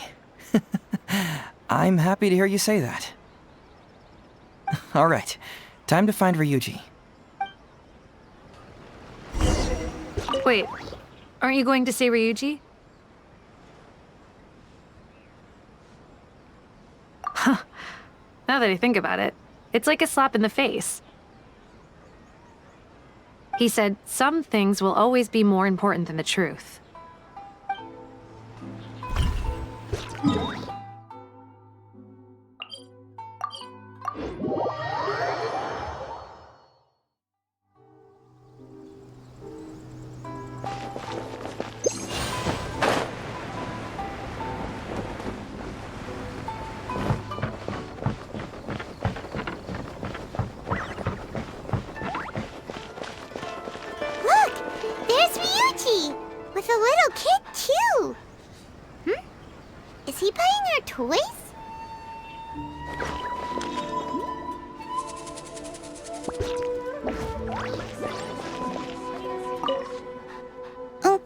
Ryuji, was my daddy handsome?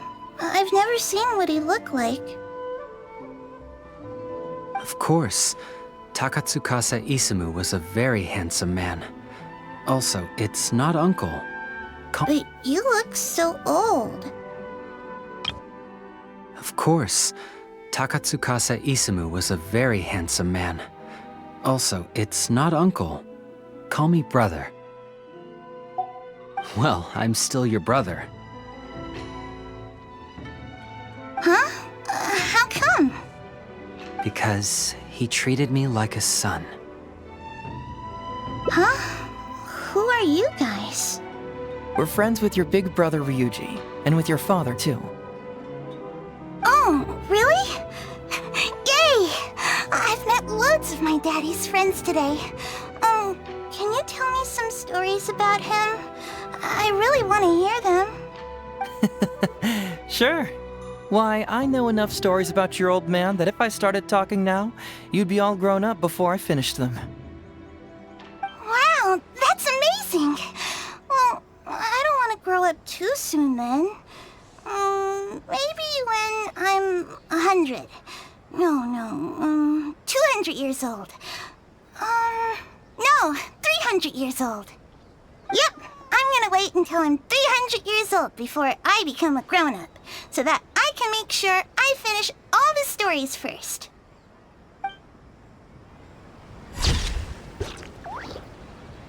Welcome to Netsuke no Gen Crafts. You can make things other than sculptures as well.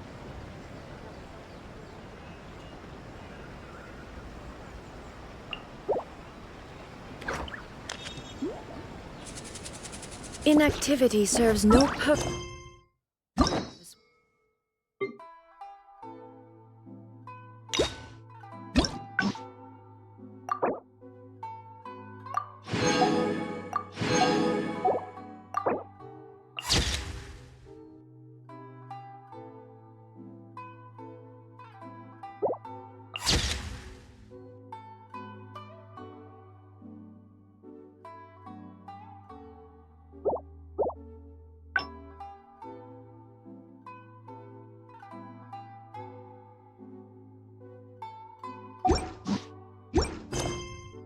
Whatsoever.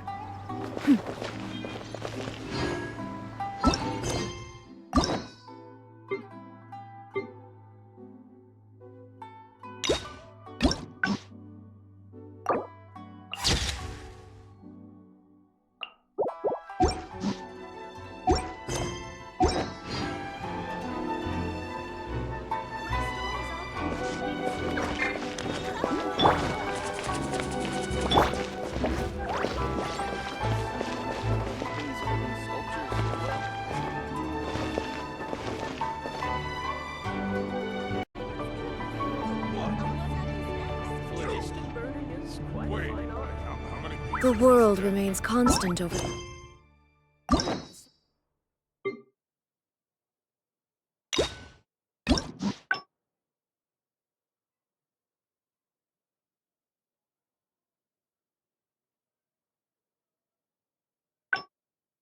Centuries. But human life is like.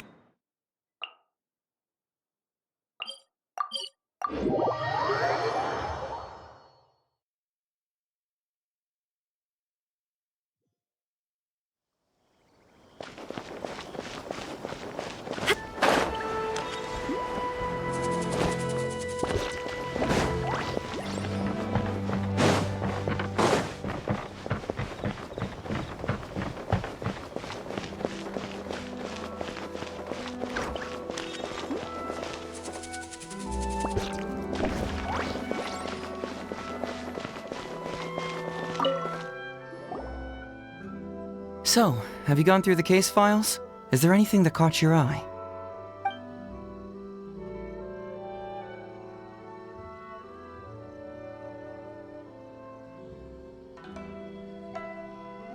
Another dog's gone missing, huh? I know that the detective agency regularly receives such cases. You know, if we ever had the time, we could tally how many dogs go missing in Inazuma each day, and then... Anyway, just leave that case to Uesugi. This complaint letter I received is more important.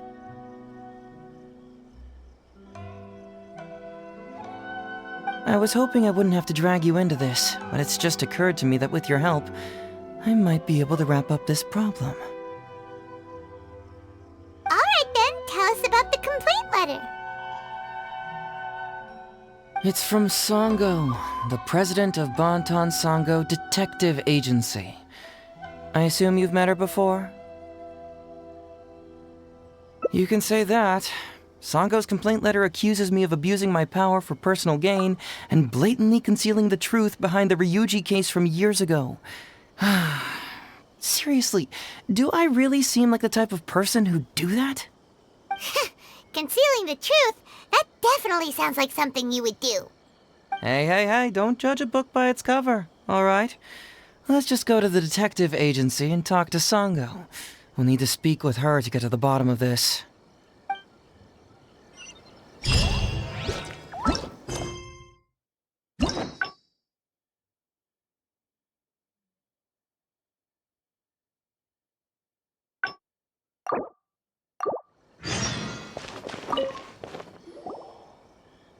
So, have you gone through the...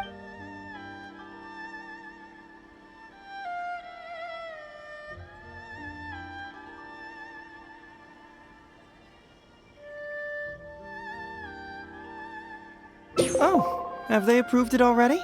Huh. The Tenryo Commission certainly has become more efficient ever since Kujo Kamaji took office. So, what is Hazotalk's fraud?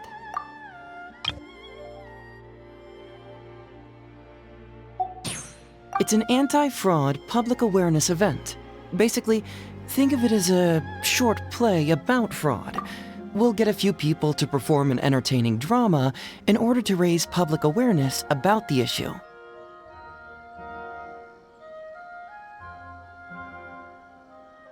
Ooh, so it's a play? Paimon likes the sound of that.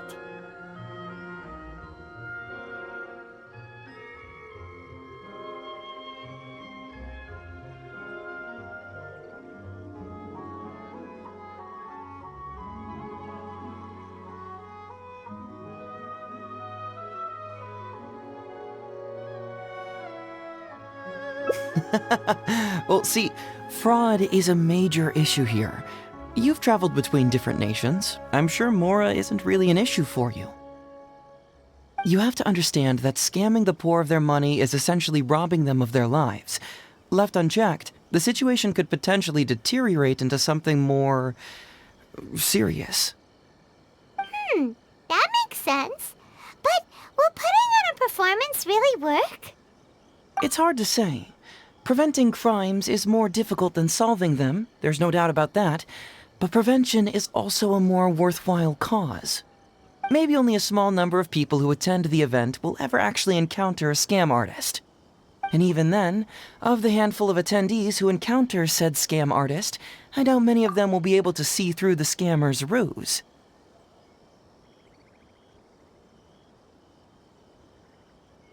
But if even only one person escapes the clutches of a scam artist because of my event, then I'm willing to put on this play for that person. Alright, count us in! Today we are the anti-fraud messengers! Great! First, we need 3 actors, 2 to play the scam artists and 1 to play the victim. I already have a couple candidates in mind for the roles of the scam artists, so... come with me to the Grand Narukami Shrine.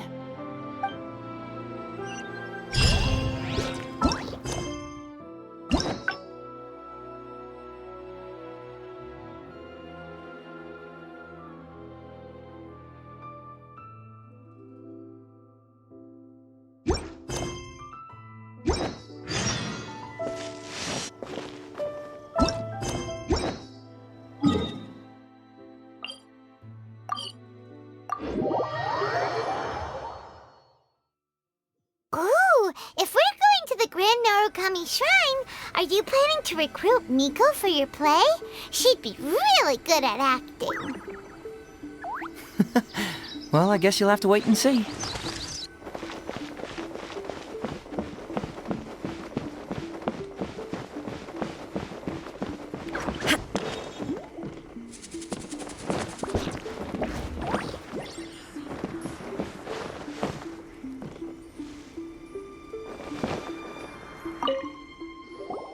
Hazo, what are you doing here, you little brat? Oh, and the Traveler, too.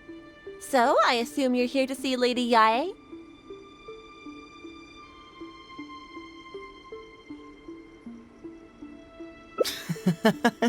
Hey, come on, cuz. Maybe I'm just here to see you.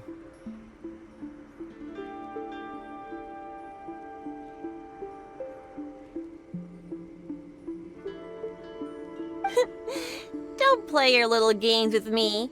If the Traveler isn't looking for Lady Yae, then you must be here looking for Etsu, right?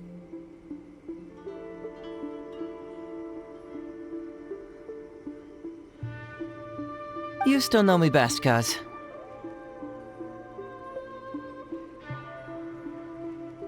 Please wait here. I'll go get her. Huh, so we're not here to see Miko? Bummer. I'm flattered, but even if I wanted to, do you really think I could convince Lady Yae to join a little event like mine? Get the Traveler to ask her next time. He can do it.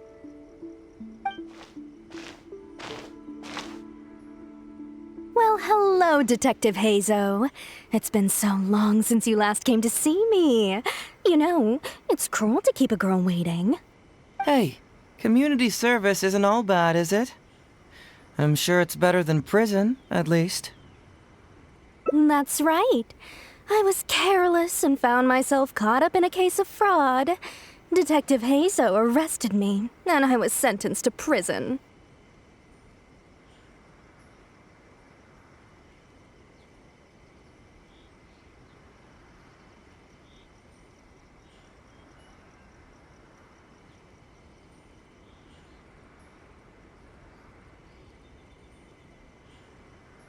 For the record, I'm not the one who technically arrested you.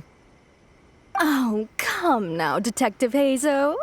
Don't pretend like you don't remember the part you played. You have a cold heart, Detective. Colder than an icicle in the middle of winter.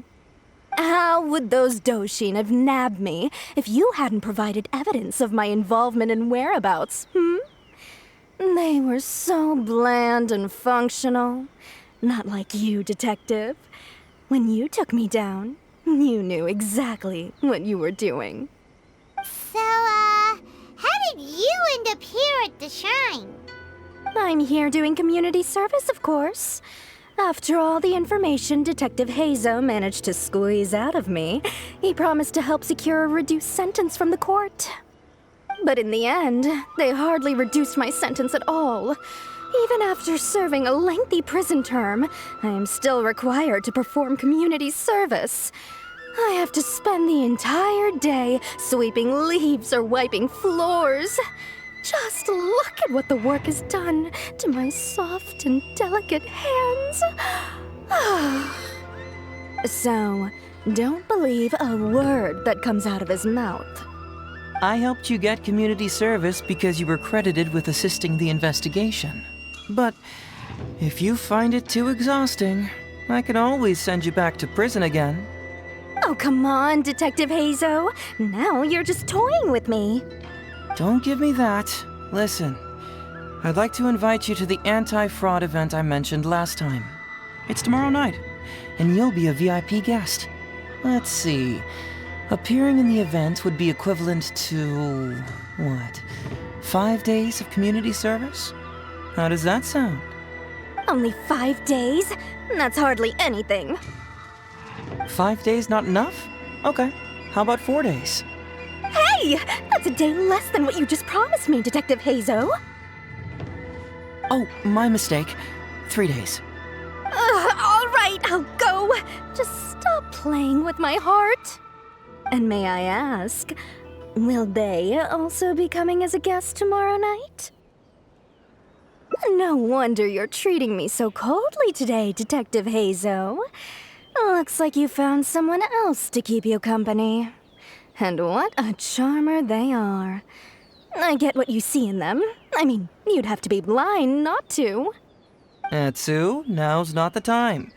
If I hear you talking like that to my friend again, I'll make your community service even more unpleasant than your time in prison. Oh, I'm so sorry. I had no idea they were your friend. Really.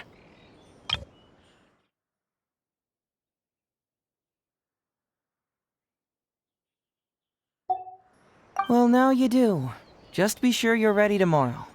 I'll send you the location, time of the event, and the script, so don't be late. All right, on to our next candidate. He should be in town right about now.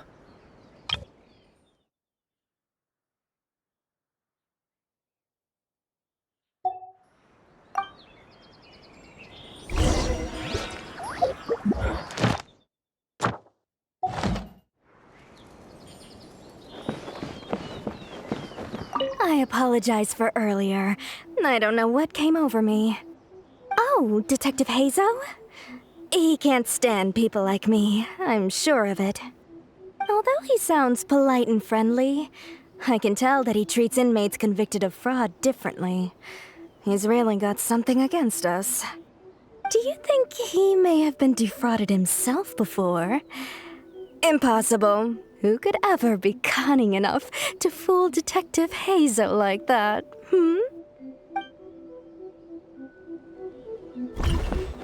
Hello there, traveler. I must apologize for my cousin.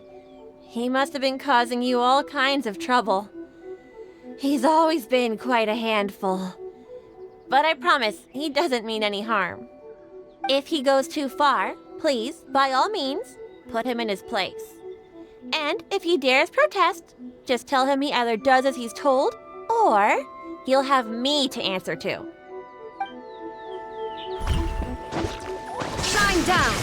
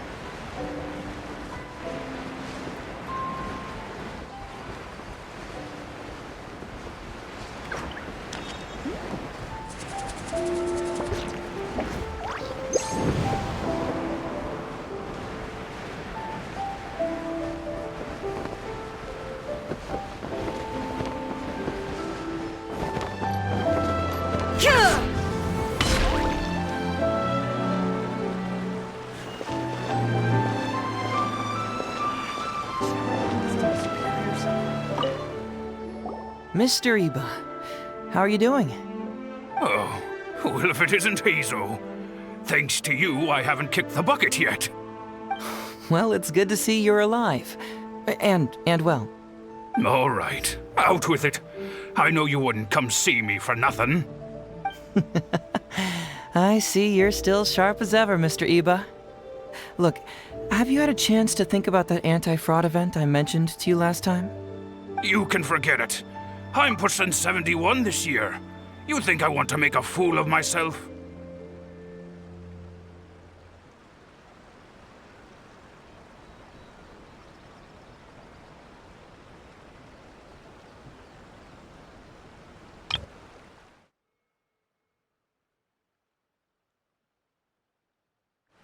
Are you sure? You know, this event is very well funded. And now that the Sakoku decree has been repealed, I heard that your granddaughter Kazumi wants to take the chance to travel.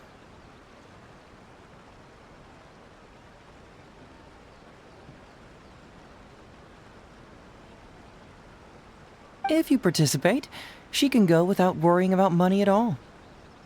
Huh? How did you know? Sure, I paid a hefty fine at the time, but I can still afford her travels.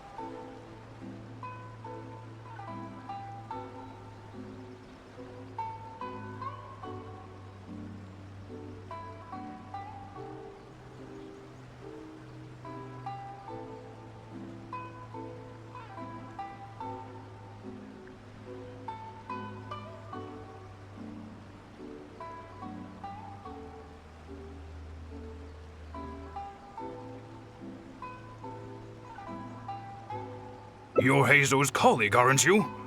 How haven't you heard about this?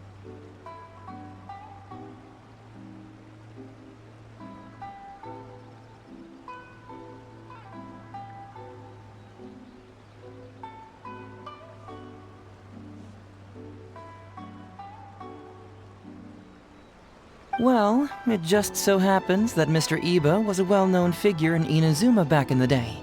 His Iba Trading Guild was even bigger than the current International Trade Association.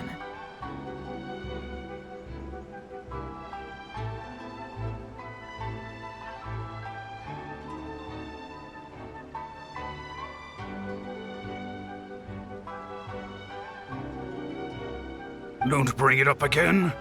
If I hadn't been misled by that foreign merchant, I never would have become a commercial scammer.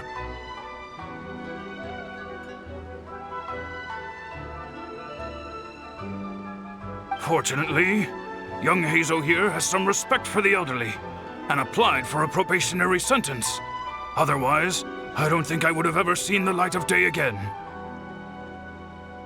Well, if Heizo was so good to you, then you should help him out too. He's not as innocent as he looks, you know. He just knows it's easier to get information when we're chatting outside. Ask him if you don't believe me.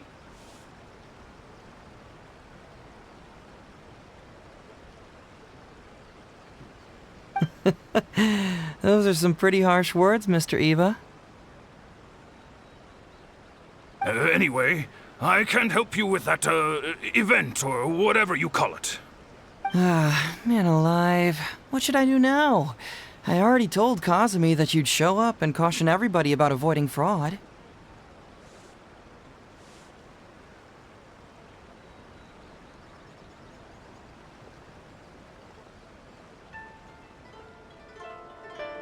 I'm sure it'd be beneficial for everyone, and Kazumi even agreed to come and listen. How can I explain to her that you were too worried about being embarrassed?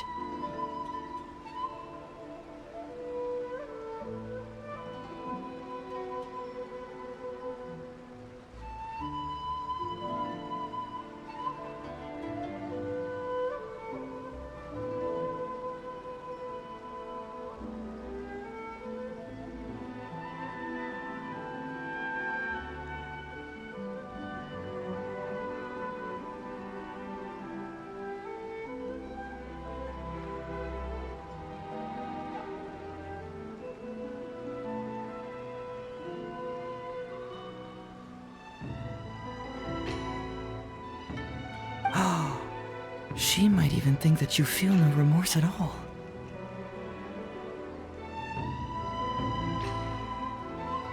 You imbecile! You should have told me about this first!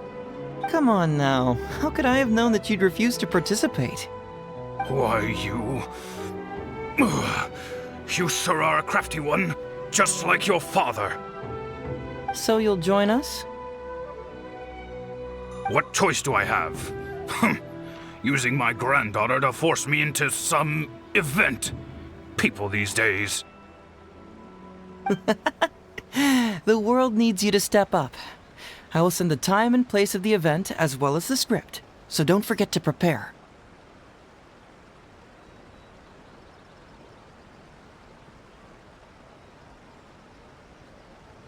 All right, very well. Well then, Now, we only need to find the last person to play the role of the fooled victim. We don't want someone too clever for this role. Otherwise, they'd see right through this ruse and the drama would come to a grinding halt. Not too clever. Oh! Paimon knows the perfect candidate. Oh yeah, I know that guy. I've seen him in the police station a handful of times, though I've never actually spoken to him before. Do you know where we can find him? Well, we did just see a file called The Prince of Mischief in Hanamizaka. That's gotta be Ito. He must be in Hanamizaka. All right then. To Hanamizaka we go. Oh, but knowing his reputation, I'll need to bring a little something along just to guarantee we can secure his participation. You go ahead. I'll catch up.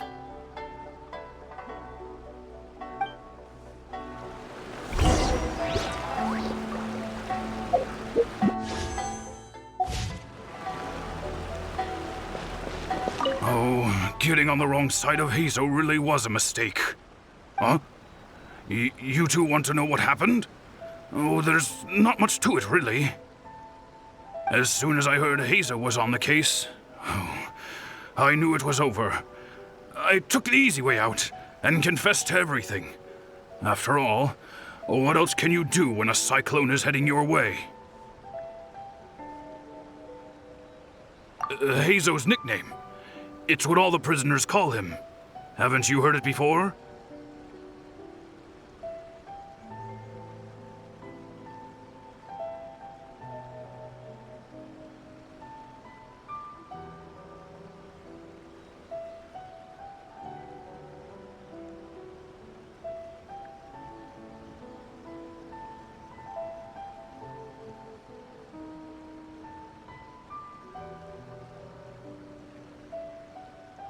There's nowhere to run, nowhere to hide. For criminals, Hezo is a force of nature nobody can contend with. Alas, if only I'd known.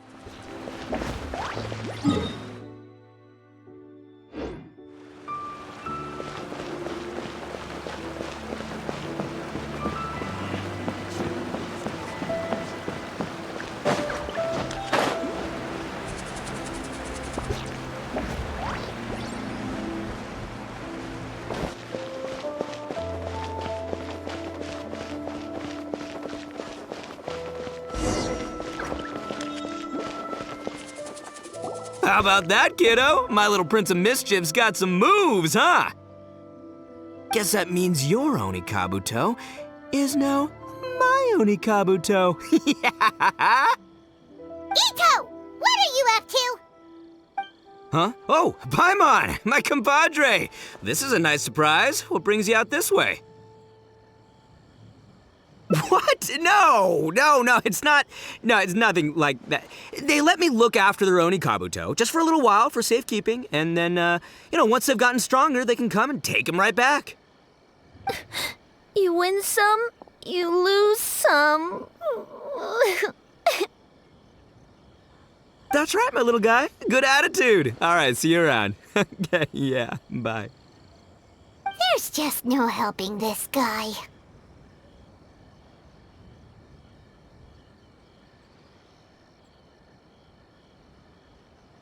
Oh, an anti-fraud event? I'll level with you, compadre. I have no idea what that is, but if you want me there, I can think of nowhere I'd rather be. Oh, except that there's this Onikabuto Battle Royale tomorrow night that I was planning on going to.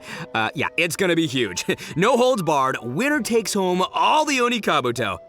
And, as you can see, my Prince of Mischief has a pretty good chance of winning this thing, so, if it was any other day, you know? Do you think all of those Onikabuto together would be a match for my one? Here's a picture. Let me know what you think. Huh? Whoa, what this? What is this? How'd it get so big? What are you feeding this thing? Look at those beautiful demon stripes, those razor-sharp horns. Is this the fabled Emperor Onikabuto? This is a small token we provide for VIPs. If you're willing to attend, then one of these will be yours at the end of the event. Whoa, okay, I'm there.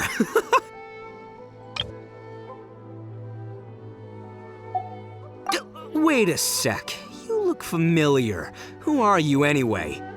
And furthermore, do Onikabuto really come in this size? You're not trying to con me, are you? Because the more I think about it, the more I'm inclined to think that you're a contestant in tomorrow night's Onikabuto Battle Royale! Yeah, you lost to me in a previous Beetle battle, and now you're trying to get the reigning champ out of the way. Without Prince of Mischief to contend with, you'll be free to sweep in and take all the Onikabuto.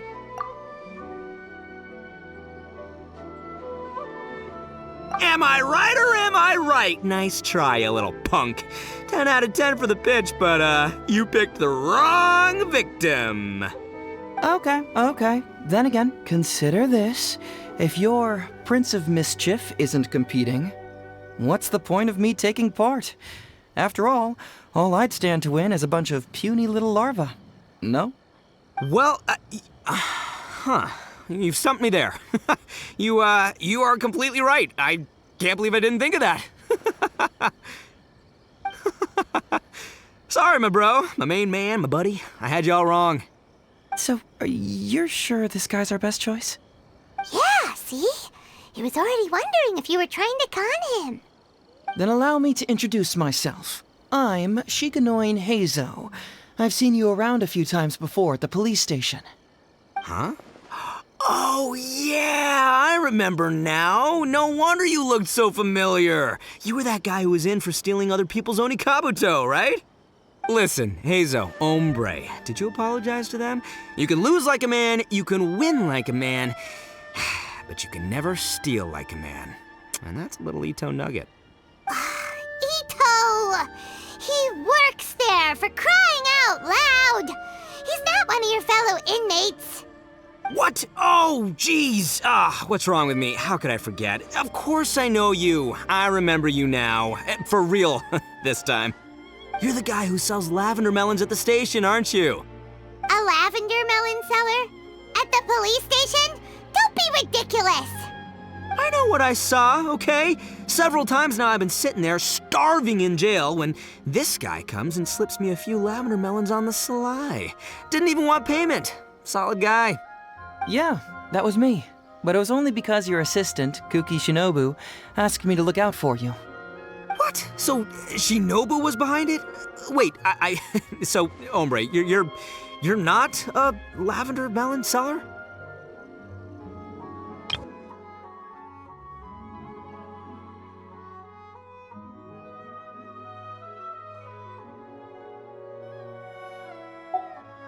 Look, we're getting hung up on all the wrong details here. The important detail right now is that I am the host of tomorrow night's event. And if you show up, the Onikabuto in the picture is yours. Deal? Deal, done. But, could I get another look at that picture first? Just, a little peek-see? You'll have all the time in the world to inspect the real article once the event's over. Okay, sure, I can wait. So, hombre, is there anything I need to do to prepare? Because if I'm doing this, I'm bringing my A game, all right? No half measures here, I'm gonna do this right. He sure picks his moments to start acting responsibly. Okay, so for this event, you, my, bro, will be participating in a short anti-fraud play along with 2 other VIP attendees. The main thing we ask is that you just relax. Try not to be nervous. I have the script, right here if you want to take a... Script? It sounds like someone's never seen the Arataki gang perform before, huh? Don't you worry, hombre. The Arataki gang is a little beyond the need for scripts. You'll see, this Onikabuto will be well worth your investment. You, don't need a script? Wow, well, now I'm excited. See you there tomorrow night. You bet. I'll be there. I'm gonna tell the gang about this, too. They'll all be there to support us.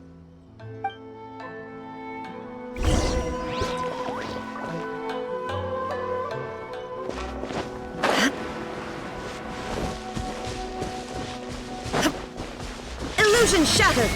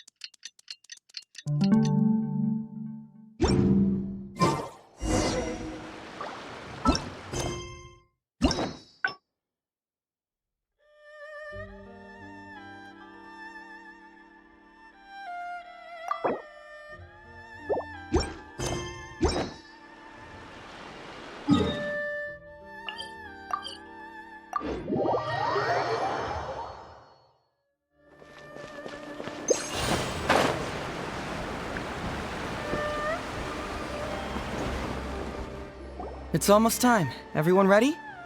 All right, then let's get this show started. Oh, I can't wait, Mr. Heizo. Let's get going, Heizo. Emperor Onikabuto, hang in there, Your Highness. I'm coming for you. It takes years to make a fortune, but only a moment to lose it all to a scam artist. Welcome to the first Heizo Talks Fraud. I am your eponymous host, Heizo.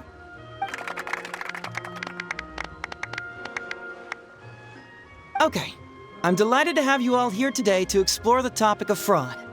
To help everyone avoid becoming the victim of scam artists themselves, we thought we'd invite several VIPs with a lot of experience in this area to perform a little play with an anti-fraud message. Please join me in welcoming to the stage Miss Etsu, Mr. Iba, and the venerable gentleman, Mr. Arataki Ito. Without further ado, let the show begin.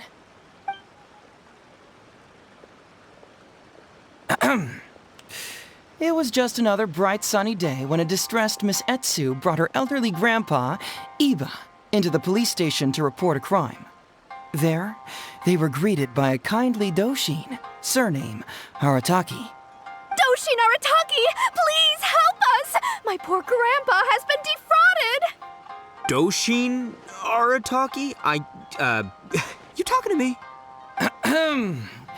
Perhaps for want of familiarity with the script, a confused look creeps over Doshin Arataki's face, and he asks himself that age-old question. Who am I? Yes, you are Doshin Arataki! You're Doshin Arataki! Oh, so I'm in the play. Right, yeah. Okay, got it. I'm a Doshin, of course. Okay, I got this.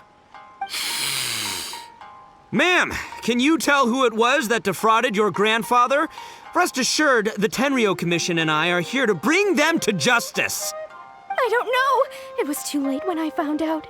They took all of my grandpa's money, and all they left was this note. Doshin Arataki frowns as he realizes this is more complicated than he thought. He takes the note in his hand and reads it out loud. I am the Raiden Shogun. I am currently being held hostage by the Crux fleet and urgently need 200,000 mora to secure my release.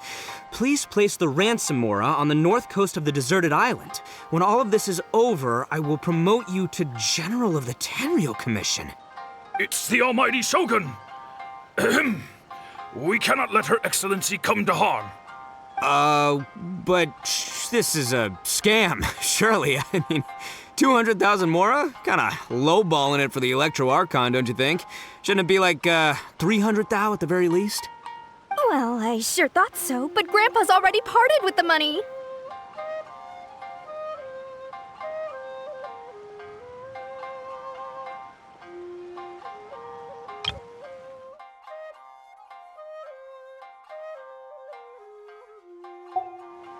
Well, then we gotta get it back. Is there still time? Before I could go out to look for it, Grandpa received another note. Doshin Arataki takes the note and reads it out loud. I am Miss Hina. I am currently raising funds to publish a photo book. I urgently need 300,000 mora for publishing fees. In return for your support, you will receive a limited edition signed photograph. It's Miss Hina. We can't leave poor Miss Hina in a tight spot.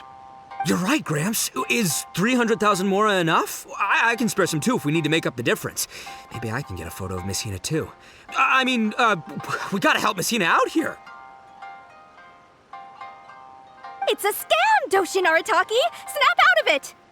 Oh, right, yeah, because if Miss Hina needed funds, she'd come to me first, as her #1 fan. Why would she go asking this old geezer for help? These con artists don't know who they're up against. Well, anyway, not long after Grandpa handed over the money, he received yet another note. Doshin Arataki grabs the note and reads it aloud. I am Arataki Ito. I was recently framed for a crime I totally did not commit, and now I'm stuck here in prison. I am in urgent need of 500,000 mora as bail. In return for your help getting me out, I will bring the whole gang over to thank you personally at your house. Must be a scammer, surely. I've never heard of this person, and they're asking me for 500,000 mora. Wait a minute. This is a scam. I'm Arataki Ito. You are? But your name tag says... Doshin Arataki follows Miss Etsu's gaze to the name tag emblazoned on his chest, which reads, Arataki Shmito. What kind of whack job script is this? Am I me or ain't I? So, the bail money? Nope, no way, not a chance. Arataki Ito would never ask innocent people for mora in order to post bail. Whoever wrote this is a liar and a cheat, and we gotta get out there and get this guy off our streets. But just as Doshin Arataki is being overcome with righteous indignation, the sound of Miss Etsu's weeping brings his attention back to her.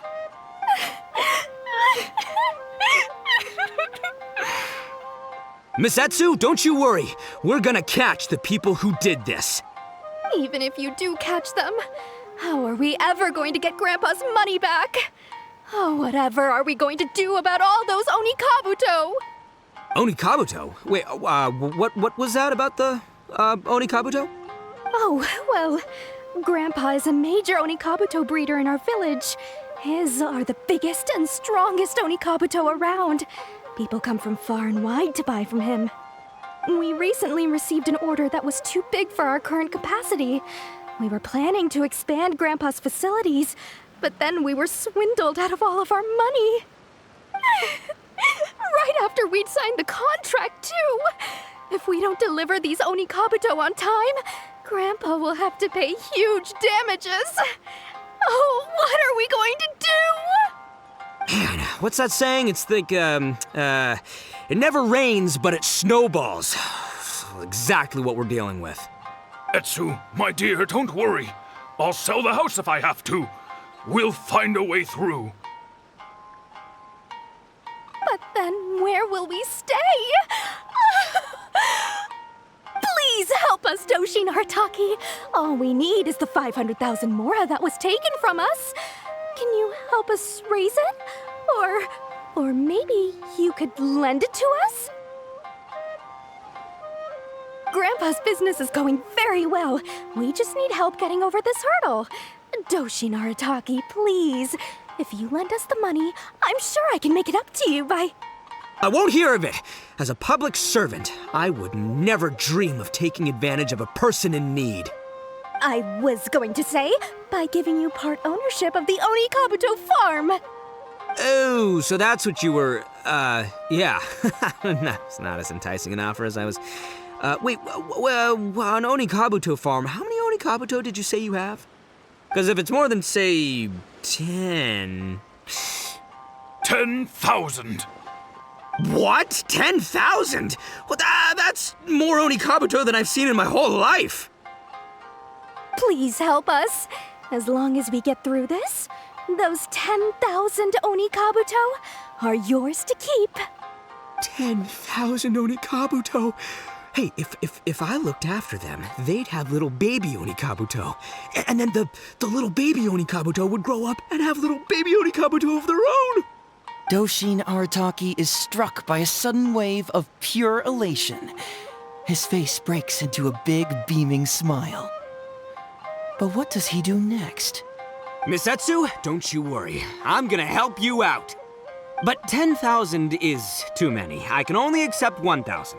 Wait, no, what am I saying? 500 Onikabuto. As a Doshin of the Tenryou Commission, it is my duty to serve. How could I abuse my position to take advantage of you? That's great news, Master Arataki. What a wonderful person you are. So strong and handsome and committed to doing the right thing. It's rare to find these days. Yep, that's me. All right, there's just one final question that needs answering. What question is that? The question is... Where's my Mora? Huh. Yo, Hazel, my hombre, question for you.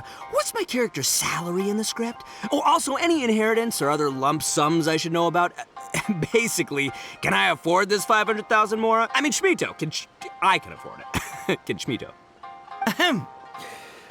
Faced with a damsel in distress, Doshin Arataki fights to remain level-headed and asks that other age-old question.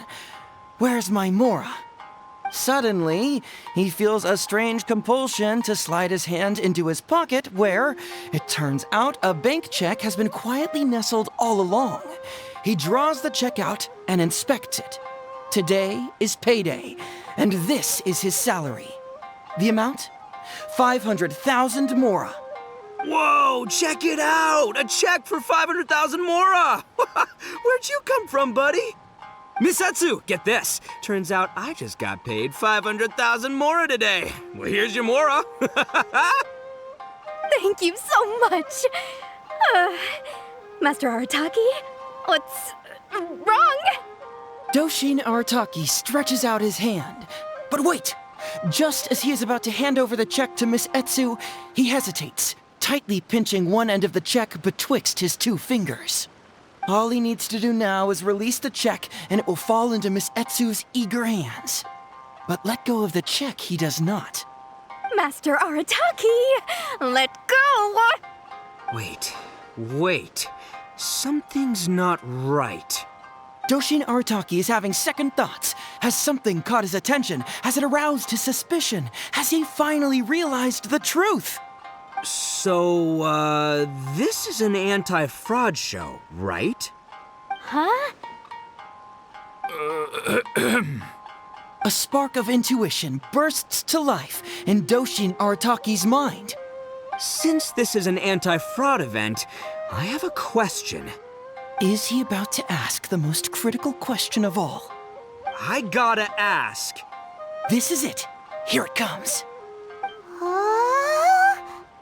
Does a Doshin really get paid this much? 500,000 Mora. Enough to get an Electro Archon out from a hostage situation, then go pay for Miss Hina's publishing costs. You telling me the average Doshin can do all that on one pay packet? I don't know, seems pretty fishy to me. Hey, compadre, What do you think? Am I being scammed here? Heizo! Ito's cheating! He asked for help! As the spark of intuition flickers and threatens to fade, Doshin Arataki clutches around in desperation, hoping to find a source of fuel to feed the flames of enlightenment. Traveler, are you going to help this poor man out of his predicament?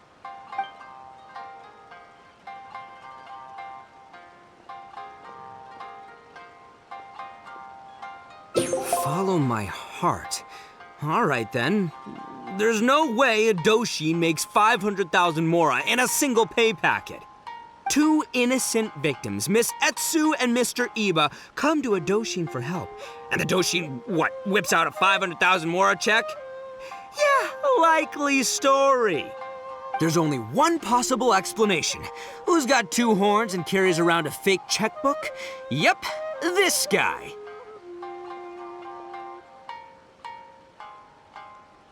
With this fake check for 500,000 mora, I almost swindled Etsu and Iba out of 10,000 onikabuto, the last thing these poor folks needed after the recent string of catastrophes they've faced. My mind is blown. Craziest plot twist I ever heard. The criminal was the main character all along. Miss Etsu, I'm afraid I can't let myself give you this fake check. But I will do everything in my power to raise 500,000 genuine mora for you. So don't you worry. What the? Oh, jeez. In the end, Doshin Arataki listened to the voice of his heart and narrowly avoided being defrauded in his own unconventional way. But regrettably, he failed to ask the critical question: who in their right mind would give away Onikabuto for free?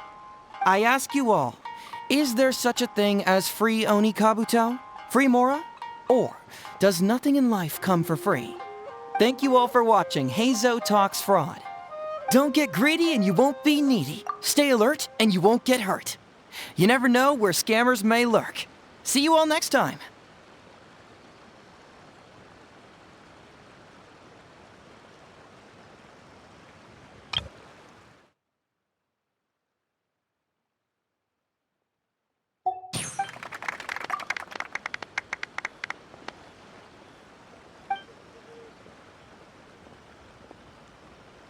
Wait, my man, what did you mean when you said I avoided being defrauded? I thought I was the fraudmeister here. Maybe someone should have read the script. Miss Etsu and Master Iba were the scam artists. Duh! You were the one they were trying to scam. What? Huh? I was being conned? Darn, I can't believe they got me. Well, you still managed to protect your money. In the end, they didn't succeed. Yeah, but that was a happy coincidence. They scammed me, and I fell for it. Guessing it wasn't your first time either, huh? It was such a cheap trick, too. This is killing me. The trick is a common one for a reason, but don't underestimate it. That's how you end up being a victim. But how am I gonna protect my gang if even I get fooled by such cheap tricks?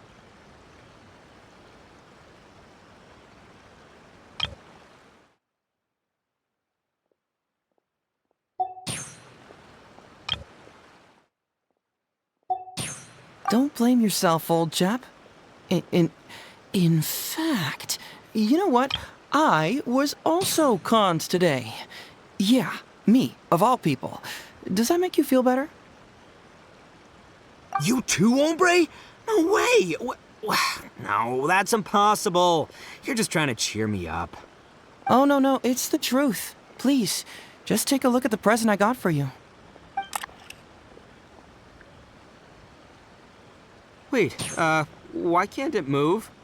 That's just it.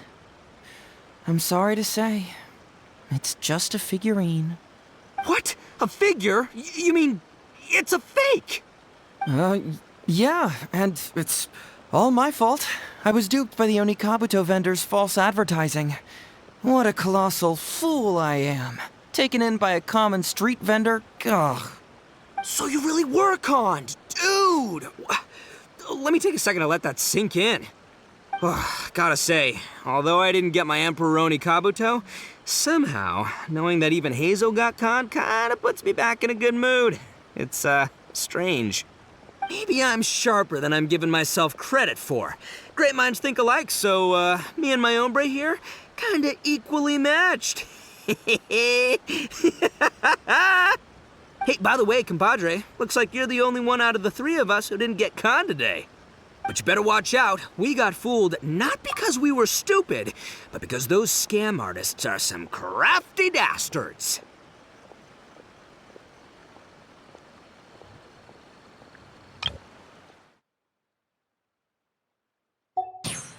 I want you to have this figurine as a reminder of the fact that today, Hazel and I both got conned, but we both grew a little wiser too. I hope that whenever you see it, you'll remember how cunning those con artists were, and how difficult it was for Hazel and I to see through their schemes. Then, you'll always keep your wits about you, and you'll never become a victim yourself. Yep, that's right. No one will ever manage to con you.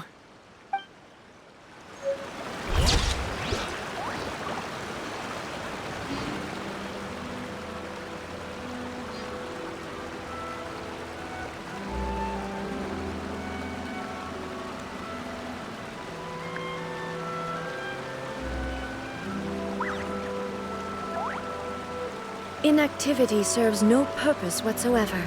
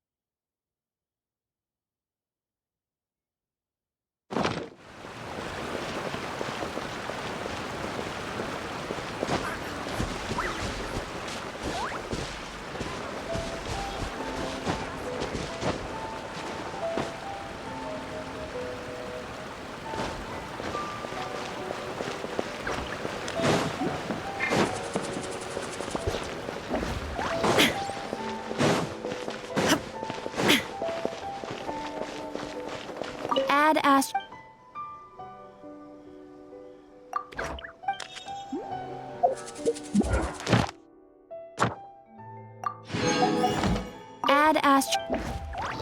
Thank you for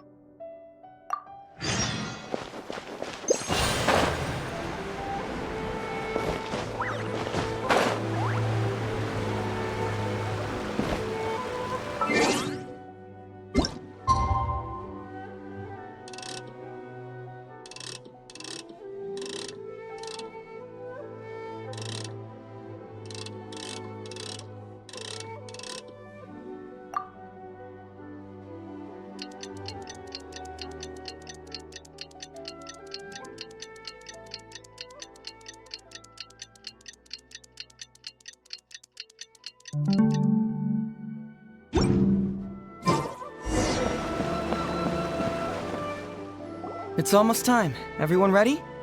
All right.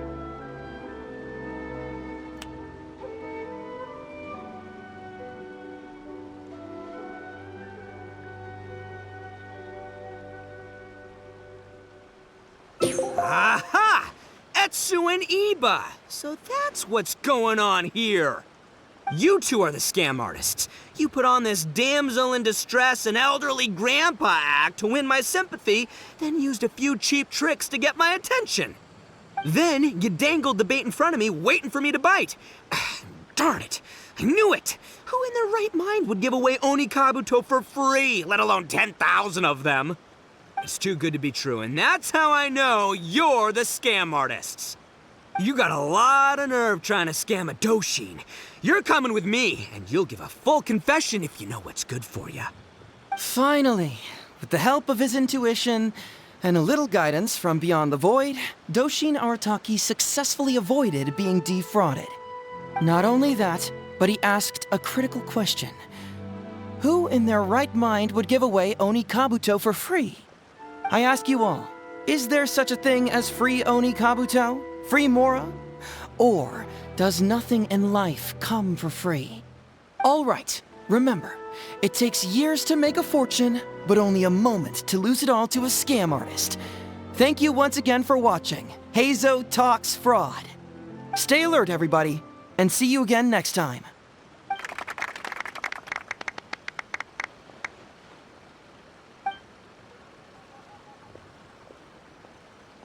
So, how's my acting? I think I did just fine without a script. Those two would-be scam artists need to up their game if they want to have a chance of taking me down. Hello? Without that hint from the Traveler, you would have handed that cash away without a second thought. Right, yeah. I should thank him for the timely hint. But I pretty much knew off the bat that something fishy was about to go down, so, it was just a matter of time before I saw right through their scam. Seriously, oldest trick in the book. Who's gonna fall for that?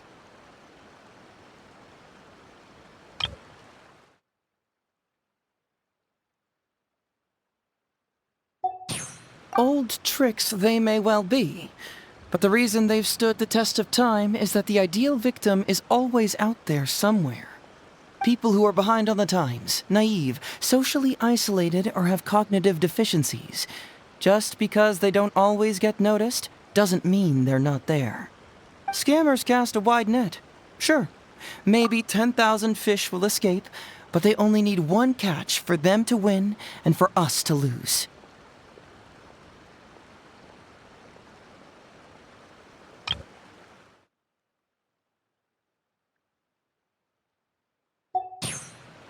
Well, no more losing from now on. Not with me here to protect everyone. I think we can all agree that my performance today shows I'm savvy enough to keep the scammers at bay. Don't be too confident. Anyway, Ito, my old... What was it again? Ah, yes, bro. Here's the reward you were promised. Ah, music to my ears. Emperor Oni Kabuto, come to Papa.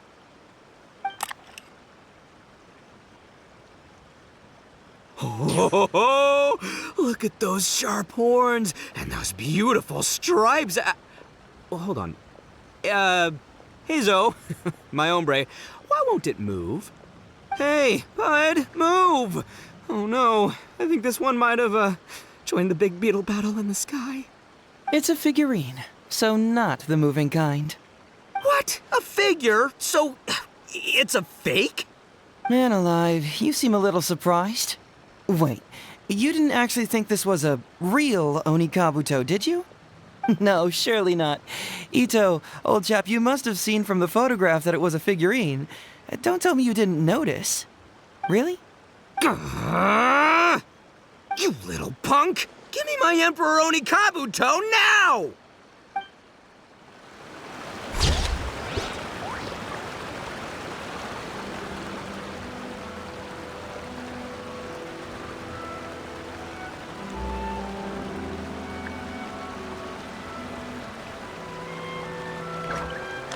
All the world holds dear is but a backdrop of constant...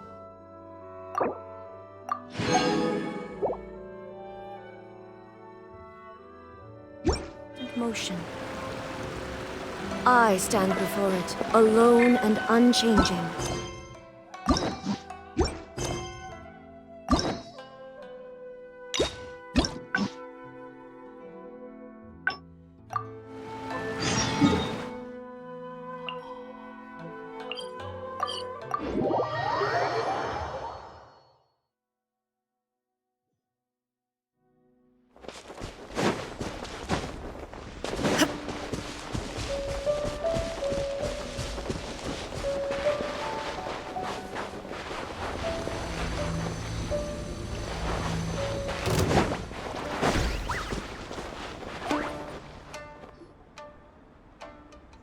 Something vital is missing on this island.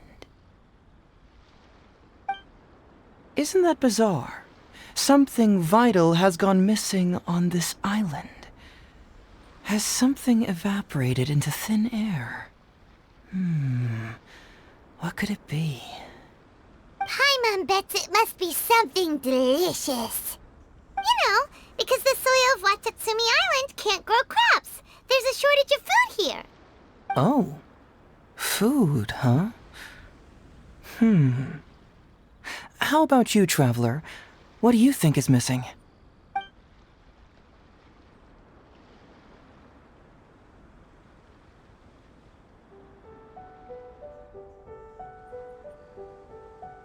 See, no, I thought so too. But after that, I had the same dream over and over again. Interestingly, I didn't have the same dream again after I left this place, so I became even more intrigued. Was this really just some random dream? Some people believe that dreams represent the divine's helping hand, which I suppose is understandable. However, if you ask me, dreams have nothing to do with the gods. Instead, they are flashes of intuition. It was my intuition telling me that there was something important about this island that, poof, suddenly vanished. So I decided to accept this little commission from my intuition and investigate to see if I could come up with any compelling findings. Unfortunately, the investigation has had little progress up to this point. Who knows? I felt there was something peculiar about them, so I pretended to get captured to see if there were any leads that would surface. And that's when you showed up.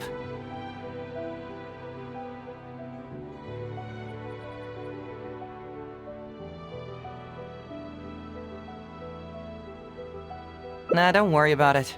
These guys were just a bunch of small fries. Besides, your arrival is much more important to me. I have a feeling you can help me find the answer to my dream. So how would you like to partner up on this one? We can work together to solve the mystery.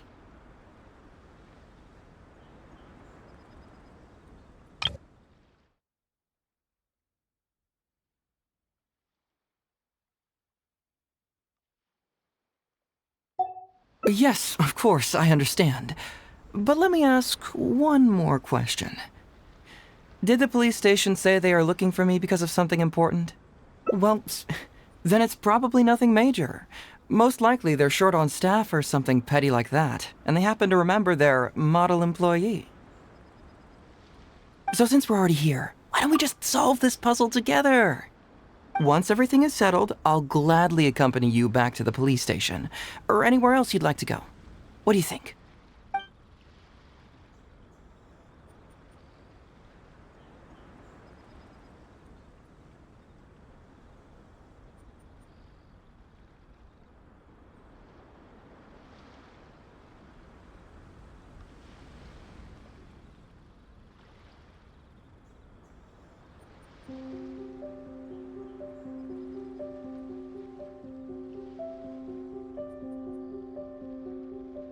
You really care about others, don't you? You'll make an excellent partner. Well, let's get started, shall we? First, we can search the camp for clues.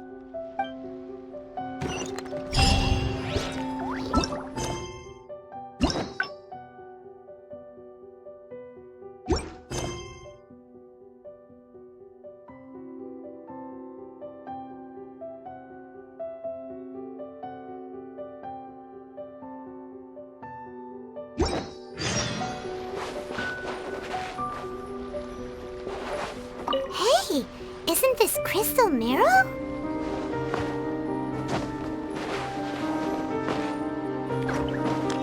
Ooh, what's the shiny thing? Oh, it's a Sango pearl!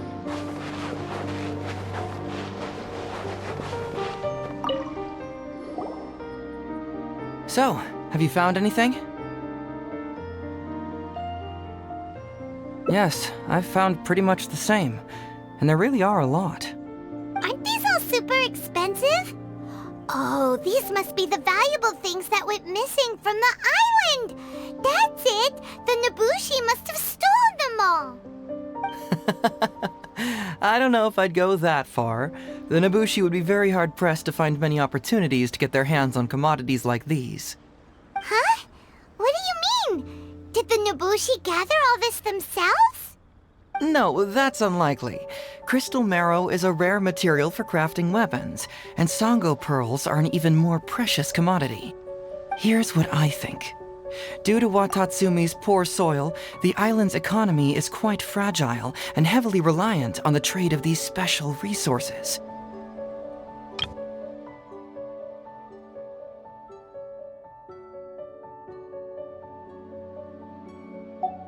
So, it's absolutely vital that they keep them under lock and key and well out of the Nobushi's reach.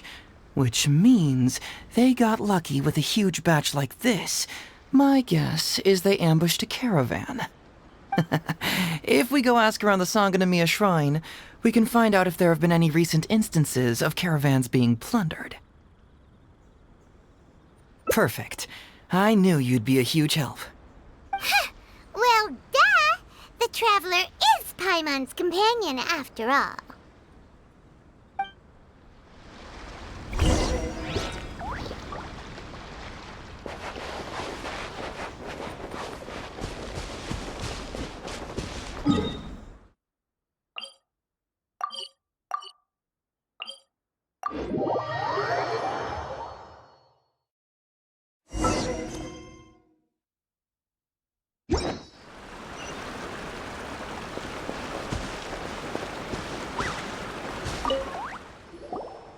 Captain, I see you found the detective. Watatsumi Island sure is a beautiful place. I don't think I could ever leave. You can stay as long as you like, granted you don't cause any trouble, that is. Her Excellency has stated that all friendly visitors are welcome.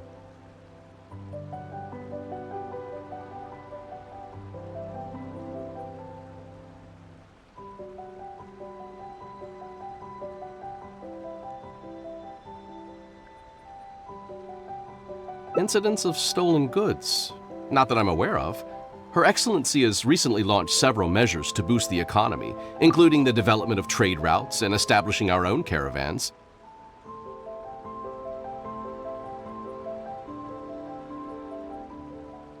Troops have also been deployed to protect them, so it is only reasonable to assume that the current trade routes are already very safe.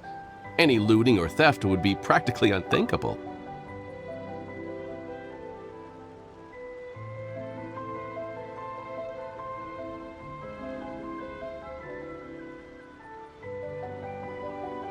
That's strange.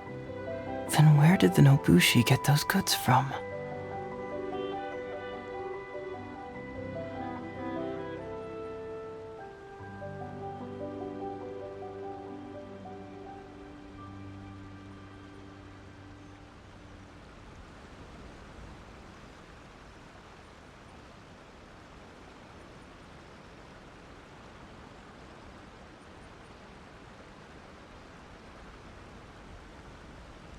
Huh? You mean you found goods of unknown origin?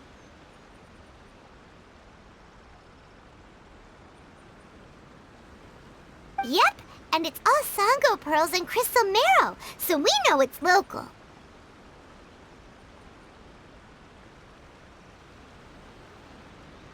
Could there have really been a theft that hasn't been reported? That shouldn't be the case. Well, perhaps you could go ask Todoroki.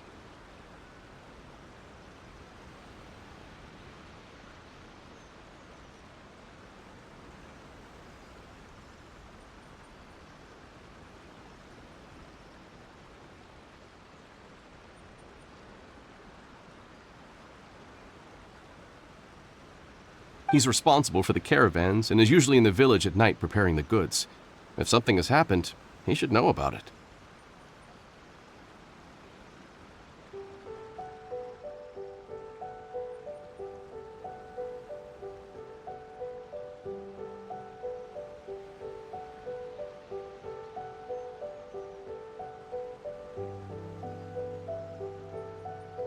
Great. Thank you for all the info. Let's go. Hey, traveler! It's been a while. I've missed you. Why didn't you inform me that you'd be coming over today? General Goro. You're dismissed, Shibata. You may go about your other duties while I catch up with the traveler.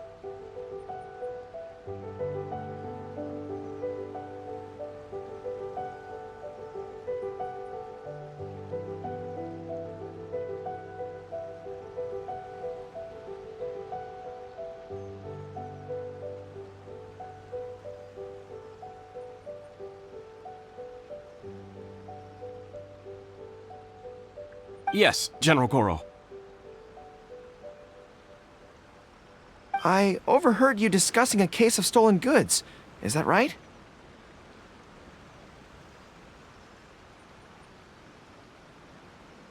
That's right! We found a lot of Watatsumi's valuable products in a Nobushi camp!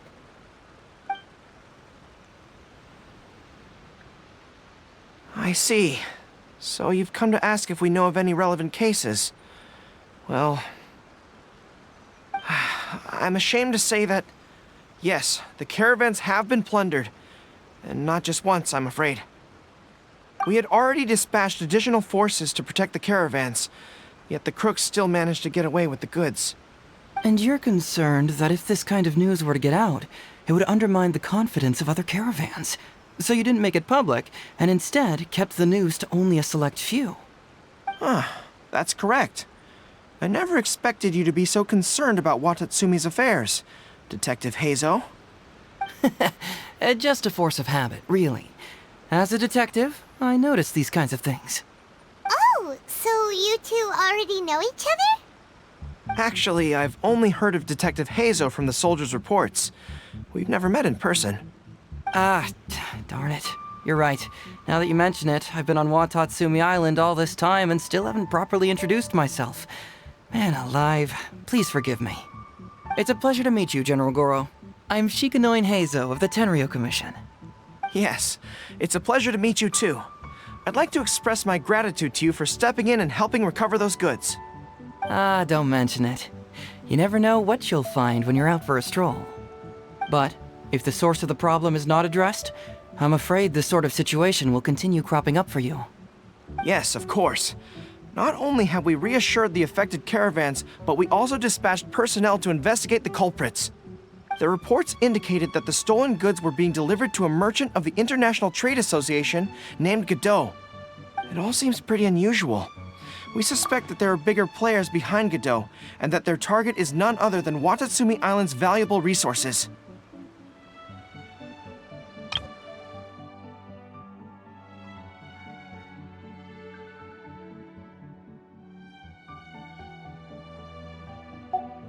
But unfortunately, it would be difficult for us to investigate further, given that... Given that Rito, the island where the International Trade Association is located, is not part of your territory, yes. They have cleverly picked their base of operations. I can see you catch on quickly, Detective Heizo. It's my guess that you're telling us this because you're going to ask us to assist you in finding who's behind all this, right? You're always thinking one step ahead. Yes, those were exactly my intentions. And of course, we will prepare a generous reward for you. The recent end of the war, trade and commerce have now become an important component of Watatsumi Island's development. Ensuring safety of the trade routes is critical, and we can't afford any further incidents. So, will you please help Watatsumi Island, Detective Heizo? I'm willing to assist, but it all depends on what he wishes.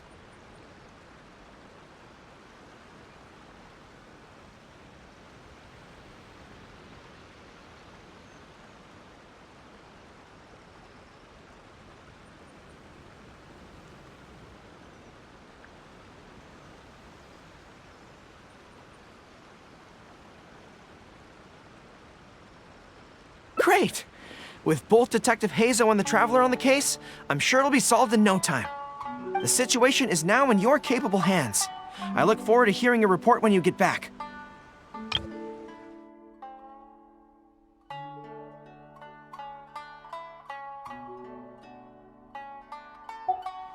All right, we'll take care of it. Traveler, let's go discuss where to head from here.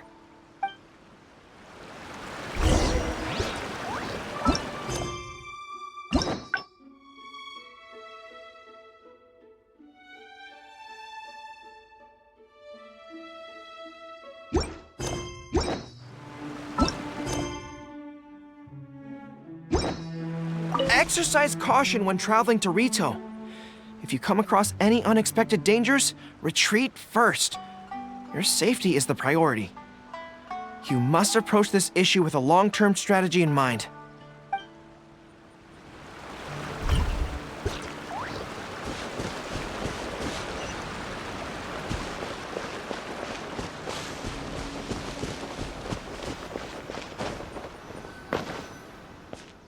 Hey, why are we talking way over here? Oh, you're not trying to get away from Goro so he can't overhear us, are you? Very perceptive. Seems even Paimon has her moments. Let me ask you, do you believe in intuition? Huh? Intuition? Where are you going with this? My intuition tells me that General Goro is lying. What? How could you say that? Although he did seem a little on the serious side today, but Goro's a good guy. Good people can be deceptive, too. After all, everyone has their secrets. Well, in my opinion, the timing of his appearance was a little too coincidental. Sangonomiya soldiers have been keeping an eye on me for the entire time I've been on Watatsumi Island, yet I had never seen General Goro even once. But today he came out and met with us, and even commissioned us to investigate a case. Maybe that's because the Traveler is here today, and Goro thinks he's more capable.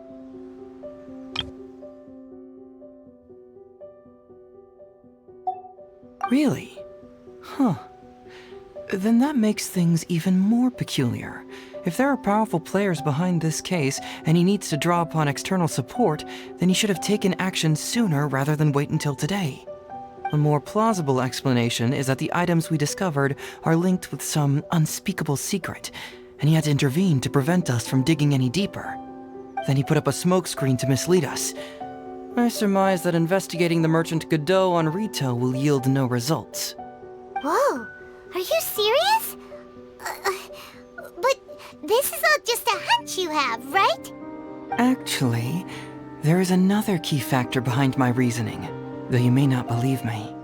I sense something special about Goro. Something special? Yes. Whatever is missing on this island, I sense it in him. Whoa, whoa, whoa! Hold it right there! Are you saying Goro's a thief? As in he took something valuable? It's not that simple. I can't fully explain it. It's just my intuition.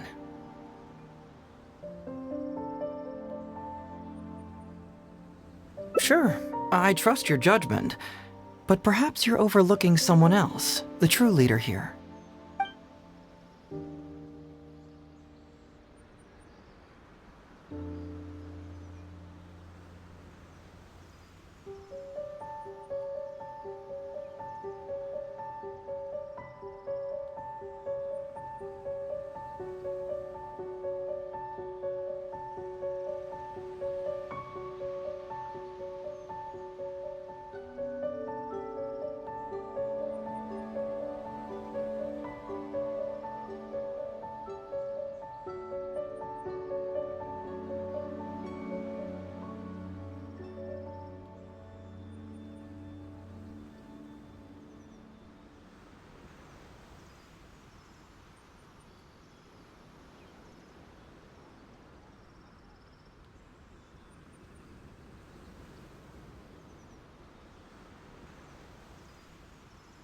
It's simple.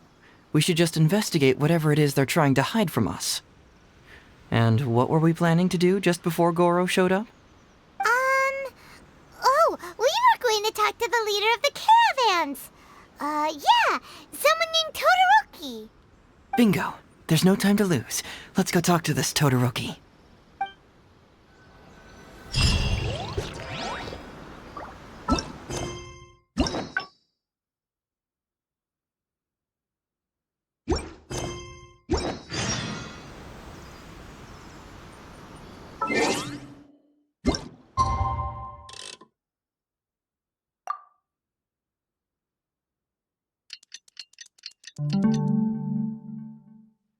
The world remains constant over the centuries, but human life is like...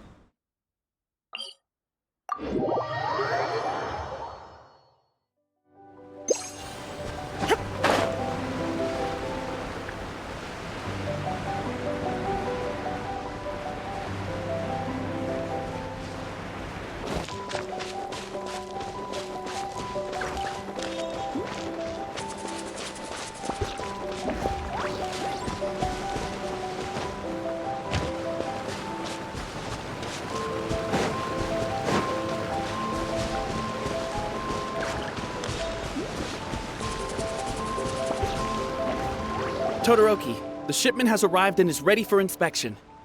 Good, let's go. Hey, it's Todoroki! Shh, keep quiet. Let's follow him and see where he leads us.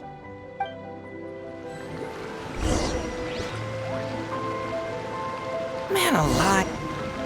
Todoroki, the shipment has arrived and is ready for inspection. Good, let's go. Hey, it's Todoroki! Shh, keep quiet. Let's follow him and see where he leads us. Man alive. Todoroki. Good. Hey, it's Todoroki! Shh, keep...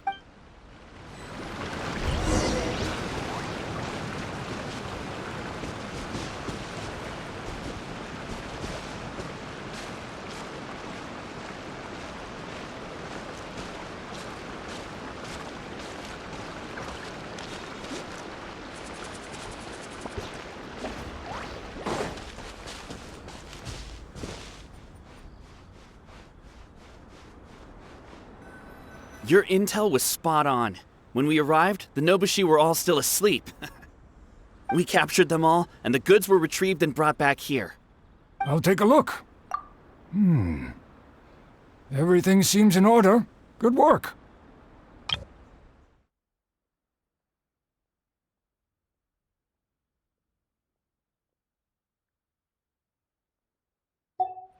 It's nothing. Thanks to the efforts of your caravan, the price of grain in the village has decreased. That's right. And who would have thought that the injuries we sustained during the war would have such a lingering effect on our bodies? But thankfully, you also brought back some life-saving medicine.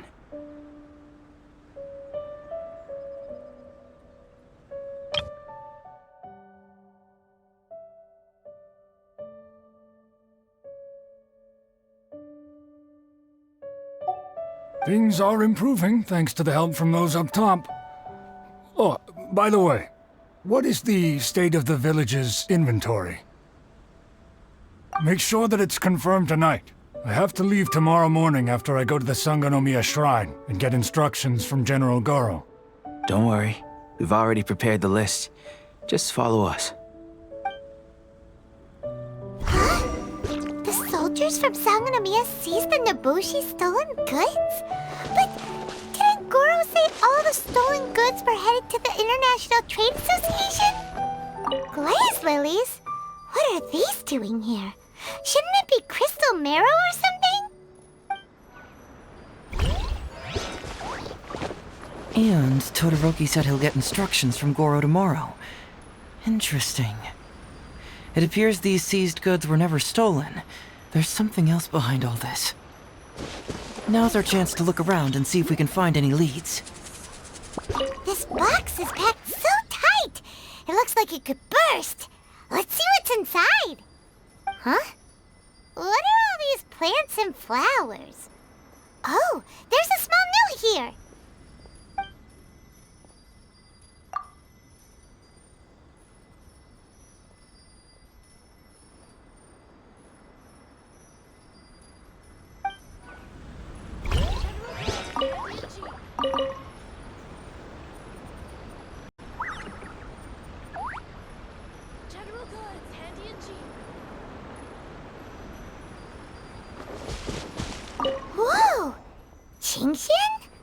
Paimon was expecting to find Sango pearls.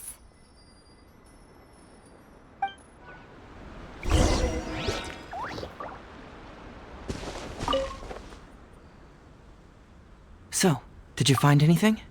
Whoa! Look at all the Qingshin! And glaze lilies, too! There are also tons of other plants and flowers Paimon doesn't know here. Weird. These are valuable raw ingredients for producing medicine. If these few crates were to be imported from Rito, the price would be jaw-dropping. On top of that, these items seem to lack a tax clearance certificate, meaning that they were most likely smuggled. Yes, very interesting. Now, where did the Nobushi get these goods? How about you? Did you find anything else?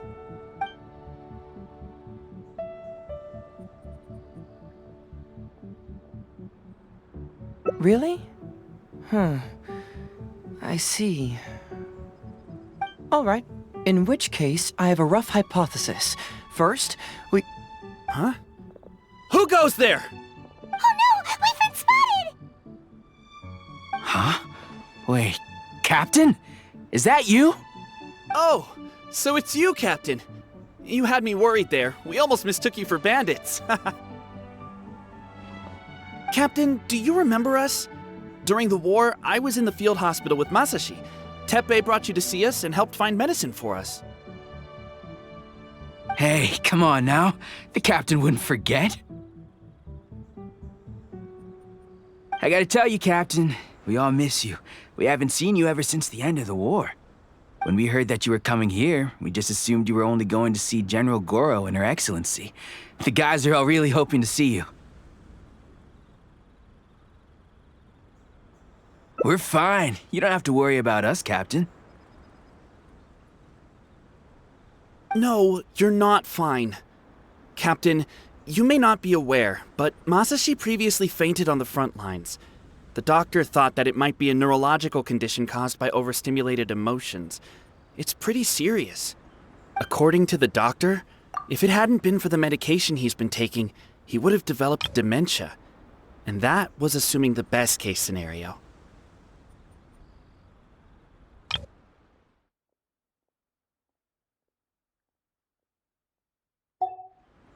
You're one to talk.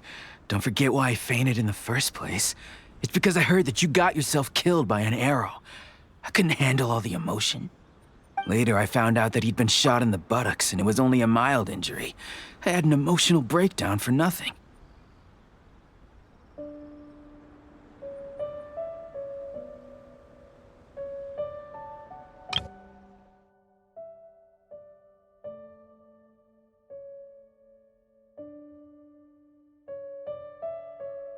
What do you mean for nothing? I got shot not by one, but 2 arrows in a row. The first arrow was to the left cheek, and the second arrow was also to the left. And because the arrows were poisonous, the wound still hasn't completely healed yet. I have to apply ointment every day, and I'm constantly worried it might reopen while I sleep. Look on the bright side. At least we're still alive. Yeah, I suppose you're right. But enough about us. What brings you here, Captain? Oh, these goods were all seized from the hands of Nobushi and treasure hoarders. Todoroki was the one who provided us with the intel. He mentioned there were bandits here and there, so we went and took care of them while also confiscating the goods. By the way, Captain, you still haven't met Todoroki, have you?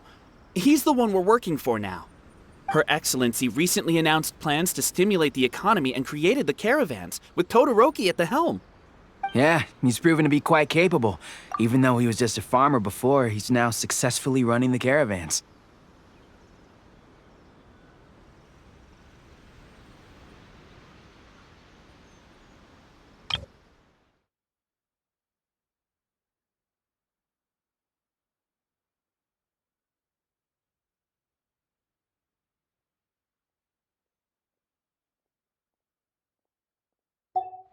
And his 2 sons were also our brothers in arms. Both received a special medal of honor from General Goro, which is quite remarkable, don't you think? So, as injured veterans, we've been reassigned to Todoroki. He's the one who gives us orders and pays our salaries now. What do they call that again? It's called changing careers, dummy.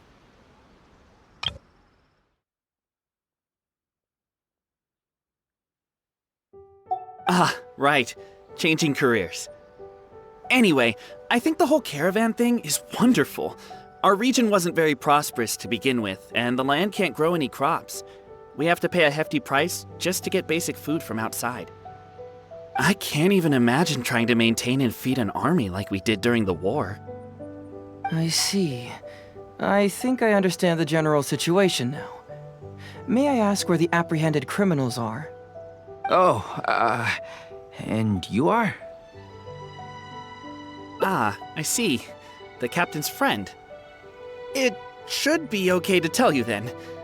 We apprehended all the culprits and escorted them to a temporary location not far from here.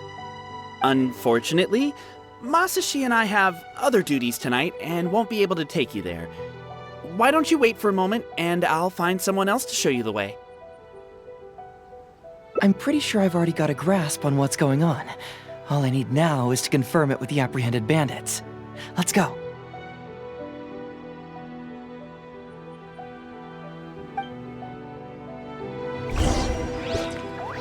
Are you still...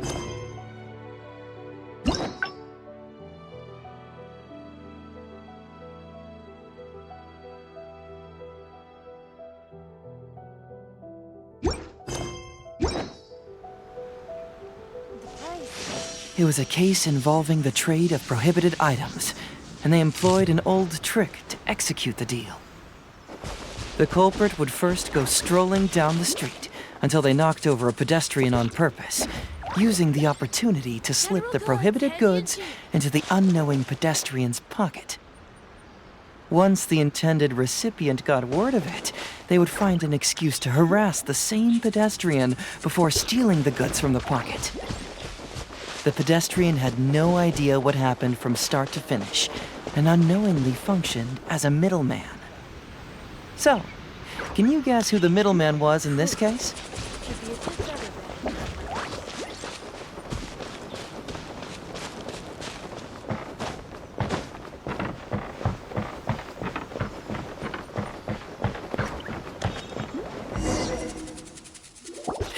Sir, please forgive us, sir.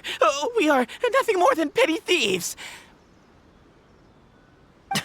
Sir, what do I look like? A commissioner? Does my friend here look like a commissioner to you? Officer! First, I'm gonna need to ask you a few questions. Sure. Go ahead, ask anything. The soldiers discovered many valuable goods in your camp. The goods don't appear to be from around here, so the question is, where did they come from? Oh, the goods? Right, we picked them up at the beach. You picked them up? Well, no, we, actually stole them. Be honest now. Tell me the whole story. Yes, sir. I mean, officer. We took those goods from a small merchant ship just off the beach, but we didn't exactly steal them. You see, the ship's guards all took off running the moment they saw us. They abandoned the goods, and we simply came and picked them up. But next thing we know, a group of soldiers arrives, and we're all apprehended. Talk about bad luck. We didn't even have a chance to stash away the goods before we got caught.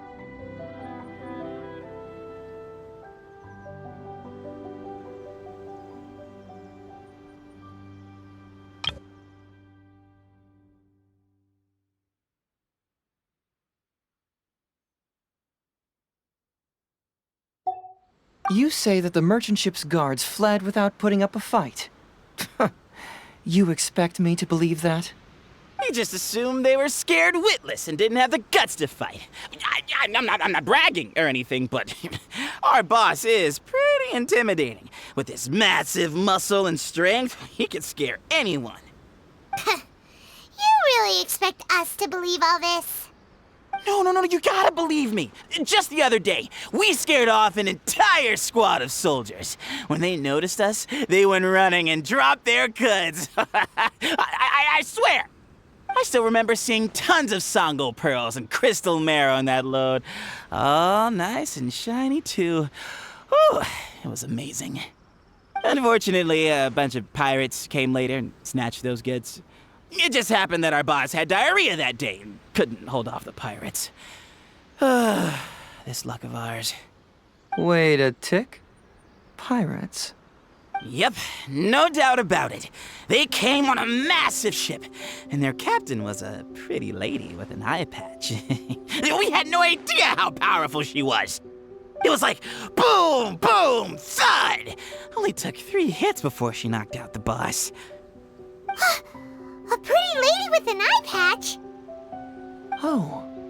Does this description remind you of someone, Paimon? No! Doesn't remind Paimon of anyone. Okay. And how about you?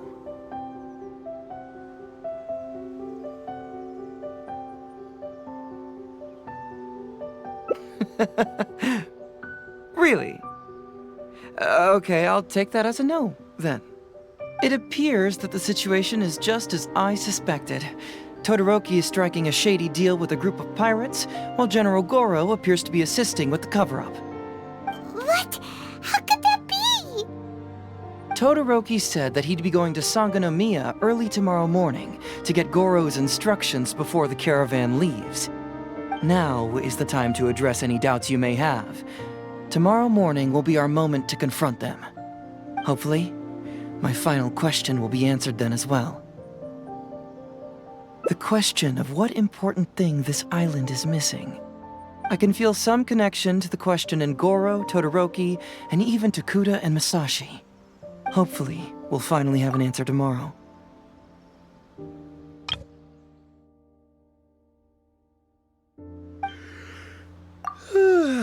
Let's get some rest. I'll see you at Sangonomiya tomorrow morning.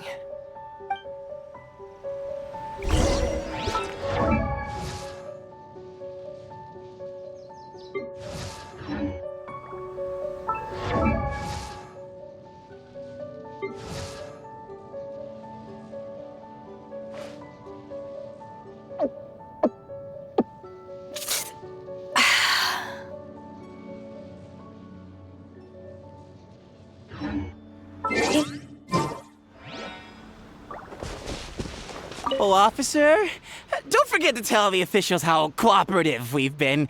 Please put in a good word for us.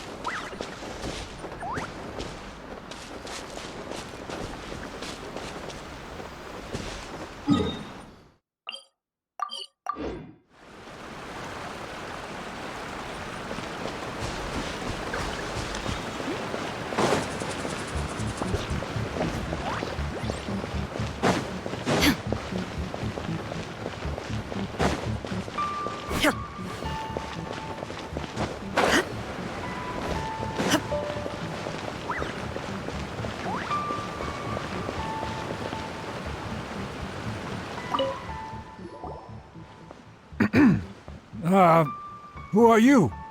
Hello, Todoroki. I'm Shikanoin Heizo, Special Detective of the Tenryou Commission. I believe you've been manipulating large-scale illegal trades for some time now.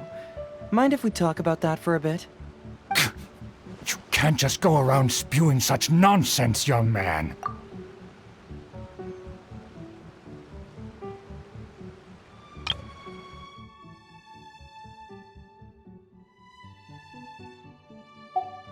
And what if I'm not talking nonsense? Ridiculous. I don't have time to listen to this. Get out of here, you little brat! I know I'm on the younger side compared to you, Todoroki, so I'm sure you must have heard the old saying. Off the scale, some goods only weigh a couple pounds, but on the scale, they weigh more than 1,000. So the question is, do you want to put your goods on the scale or not?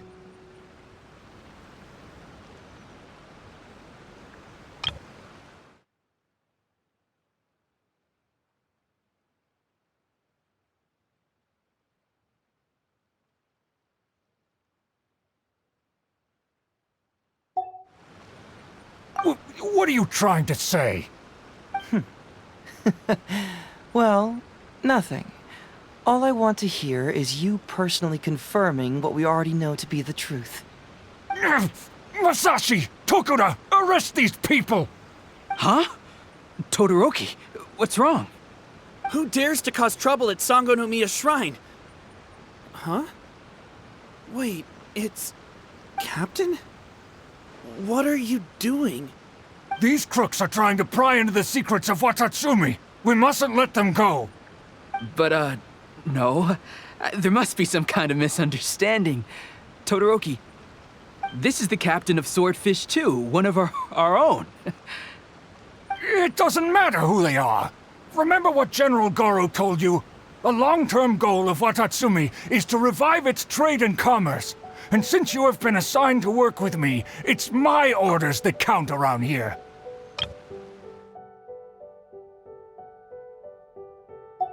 I don't care if they were your captain. Would you dare disobey orders?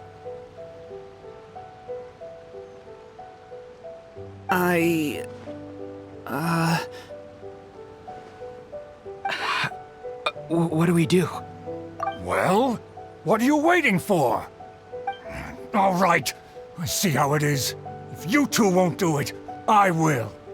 I really hoped it wouldn't come to this. But... here we go. Wait! Everyone, stand down! General Goro!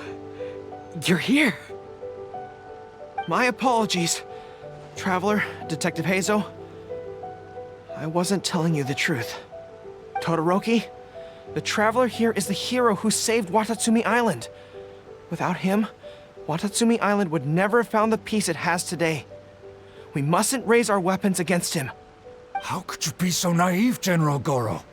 If we let them go free, then who's to say the Shogunate won't come after us tomorrow? If the Shogunate decides to investigate, we won't be able to hide the truth. I wouldn't allow them to take you, Todoroki. Let's not kid ourselves. If going to jail could solve the problem, I would go and turn myself into the Tenryou Commission right now.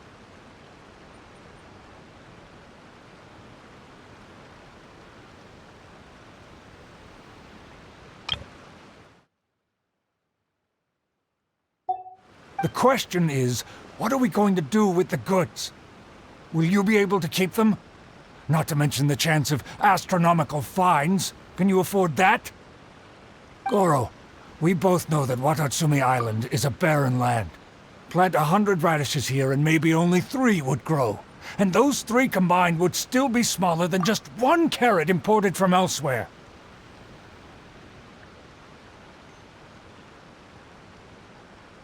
You can't grow food or medicinal herbs here, and if we buy them from Rito, we pay exorbitant taxes. My eldest son died fighting on the battlefield. But do you know how my second son died? He died because there was no medicine to treat him.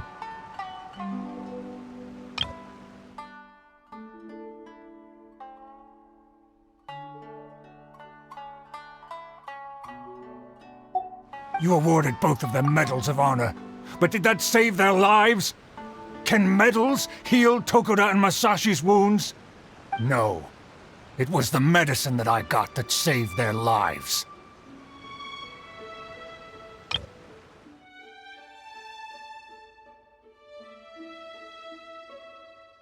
If we detain them today, the Shogunate will never know what we've done. Besides, we're only a few months away now. We will set them free once the new bill is passed in just a few months, and everything will be okay. None of what happened here will be mentioned again, and life on Watatsumi Island will continue to improve. I understand, Todoroki, but they won't... I can trust the Traveler won't, but the detective here is a Tenryo commission officer. Forget it. You're the general. I'm just a radish farmer.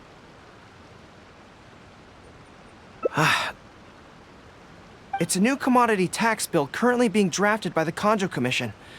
The bill exempts taxes on goods that are in short supply on Watatsumi Island. Once the bill's introduced, we'll be able to buy commodities that we need from regular marketplaces. Oh, I see. Man alive. I wish I had known sooner. In that case, how about we put your fears at ease and I'll stick around here a little longer. You know, until the bill is introduced. Huh?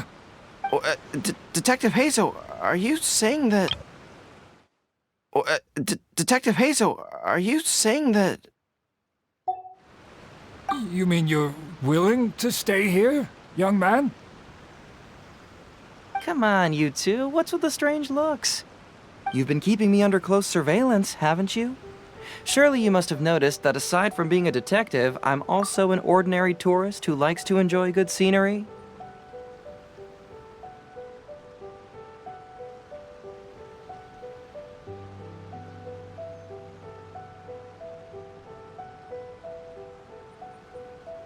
I believe that after the new commodity bill is passed, there will be more and more traffic between the two sides, and more people will be coming to visit Watatsumi Island. I have to take the opportunity now and enjoy this place while I still have it all to myself. Before long, tourists will start pouring in.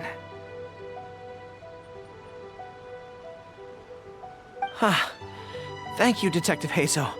On behalf of the people of Watatsumi. My pleasure. But one good turn deserves another, does it not? Oh, you mean there's something you wish to request? I suppose you could say I'm from the Shogunate, but the traveler next to me isn't. As far as I know, he's planning to visit other nations soon, and it is unclear if he will return to Narukami Island or not. Therefore, there's no need to limit his freedom, right? I'm sure no one else will hear of what happened today. Am I right, traveler?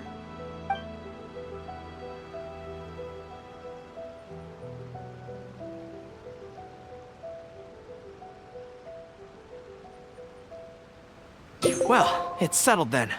He will always be an important partner to Watatsumi, and I would never dream of limiting his freedom. So please, don't worry, Detective Hazo. I'll hold you to that. But if I ever find out you've lied to me again, there's a chance I'll lose my cool. I'm sorry for not telling you the truth earlier. It's a serious matter, and I didn't want outside parties to become involved. But today, I realized my poor judgment. How could I possibly hide anything from Detective Hazo and the Traveler? I'm glad you understand now. But, in all honesty, I'm the one who should be thanking you. It's because of you that I was finally able to reach an answer. After all, nothing makes a detective happier than putting a case to rest. Ah, I understand now. You really are an interesting person, Detective Hazo. No, I'm afraid you don't quite get what I mean. I'm sorry? Wait! Paimon gets this one! It's the answer to your question, right? The one about the thing you sensed coming from Goro and the others. Now you figured it out! What? The thing you sensed coming from me? But I always have excellent personal hygiene. No, not like that. Hey, Traveler, could I talk to you for a moment? Besides, I haven't had a chance to thank you yet.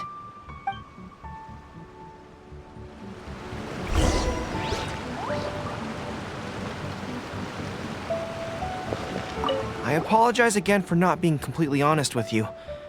I truly am sorry, but I had to do it. Ah, yes, Her Excellency. Well, let's just say that the war brought many terrible things while also forcing us to learn a lot. Right, but that still doesn't answer the question.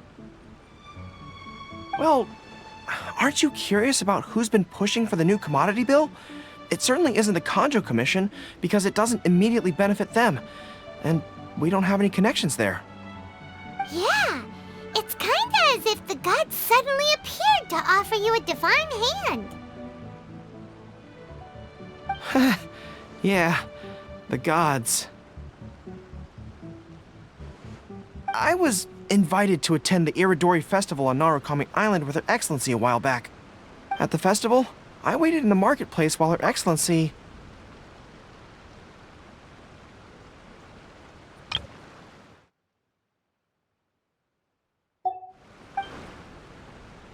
She went to the Kanjo Commission to see Lady Yai, purportedly for a book review, but there were other items on the agenda too. The meeting wasn't made public.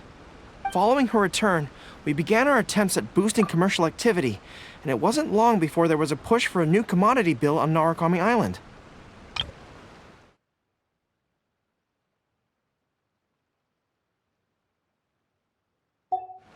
So, what do you make of it? Do you think Her Excellency knows about this?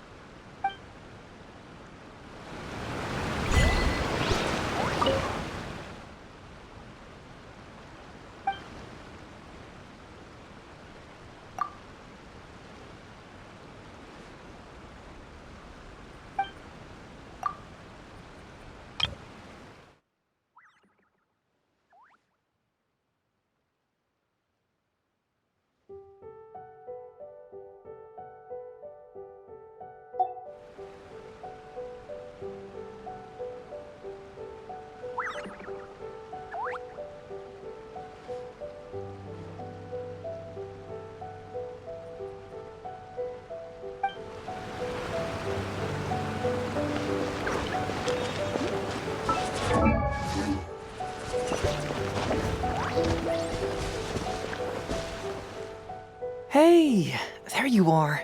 Come here, look. It's beautiful, isn't it? Watatsumi Island. It's remarkable how such a barren land can give life to such wonderful and stunning scenery. To be honest, I am grateful to you for this trip. Before you arrived, I was running around like a headless chicken. Even if I happened to find out what was going on here, I wouldn't have been able to uncover any concrete information without you present. I'm just sorry that I promised I'd accompany you back. It appears that I won't be able to do so for the time being. So please, cover for me in the meantime, okay?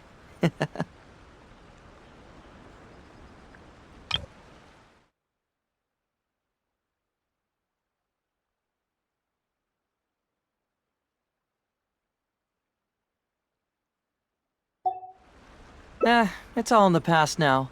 Let's just chalk it up as an intriguing experience I had on my trip here. Besides, that's not what I wanted to investigate anyway. Yes. Everyone you led me to and everything they said brought me closer to the answer. And now I finally get it. Watatsumi Island is an ancient land, where the soil is poor and many crops do not grow, because it's lacking a certain thing.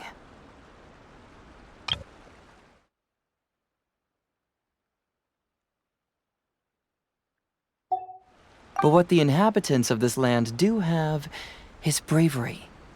They were courageous enough to stand up and resist the gods and accomplish what they knew could not be done. This is yet another instance in which that certain thing shines. That missing element. That certain thing is what I sensed present in Goro, Todoroki, Tokuda, and Masashi, which is the true vitality of this land. I guess I was mistaken when I declared that something was missing. That something from this island had evaporated into thin air. Because even something that evaporates is not gone. It's still there, just in a different state of being. When water is heated by fire, it evaporates and eventually finds its place in the sky.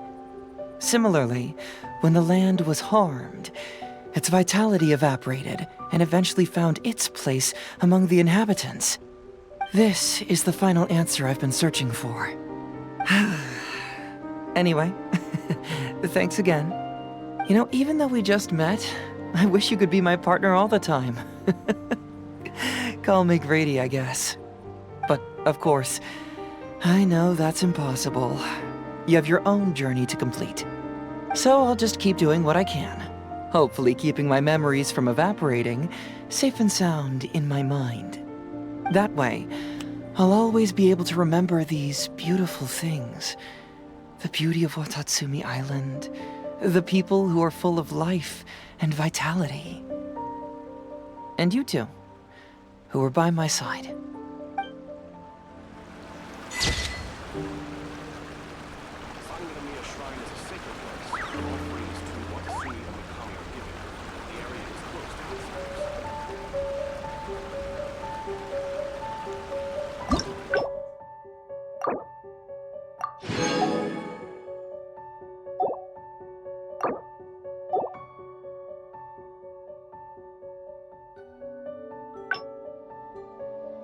All the world holds dear is but a backdrop of constant motion. I stand before it, alone and unchanged.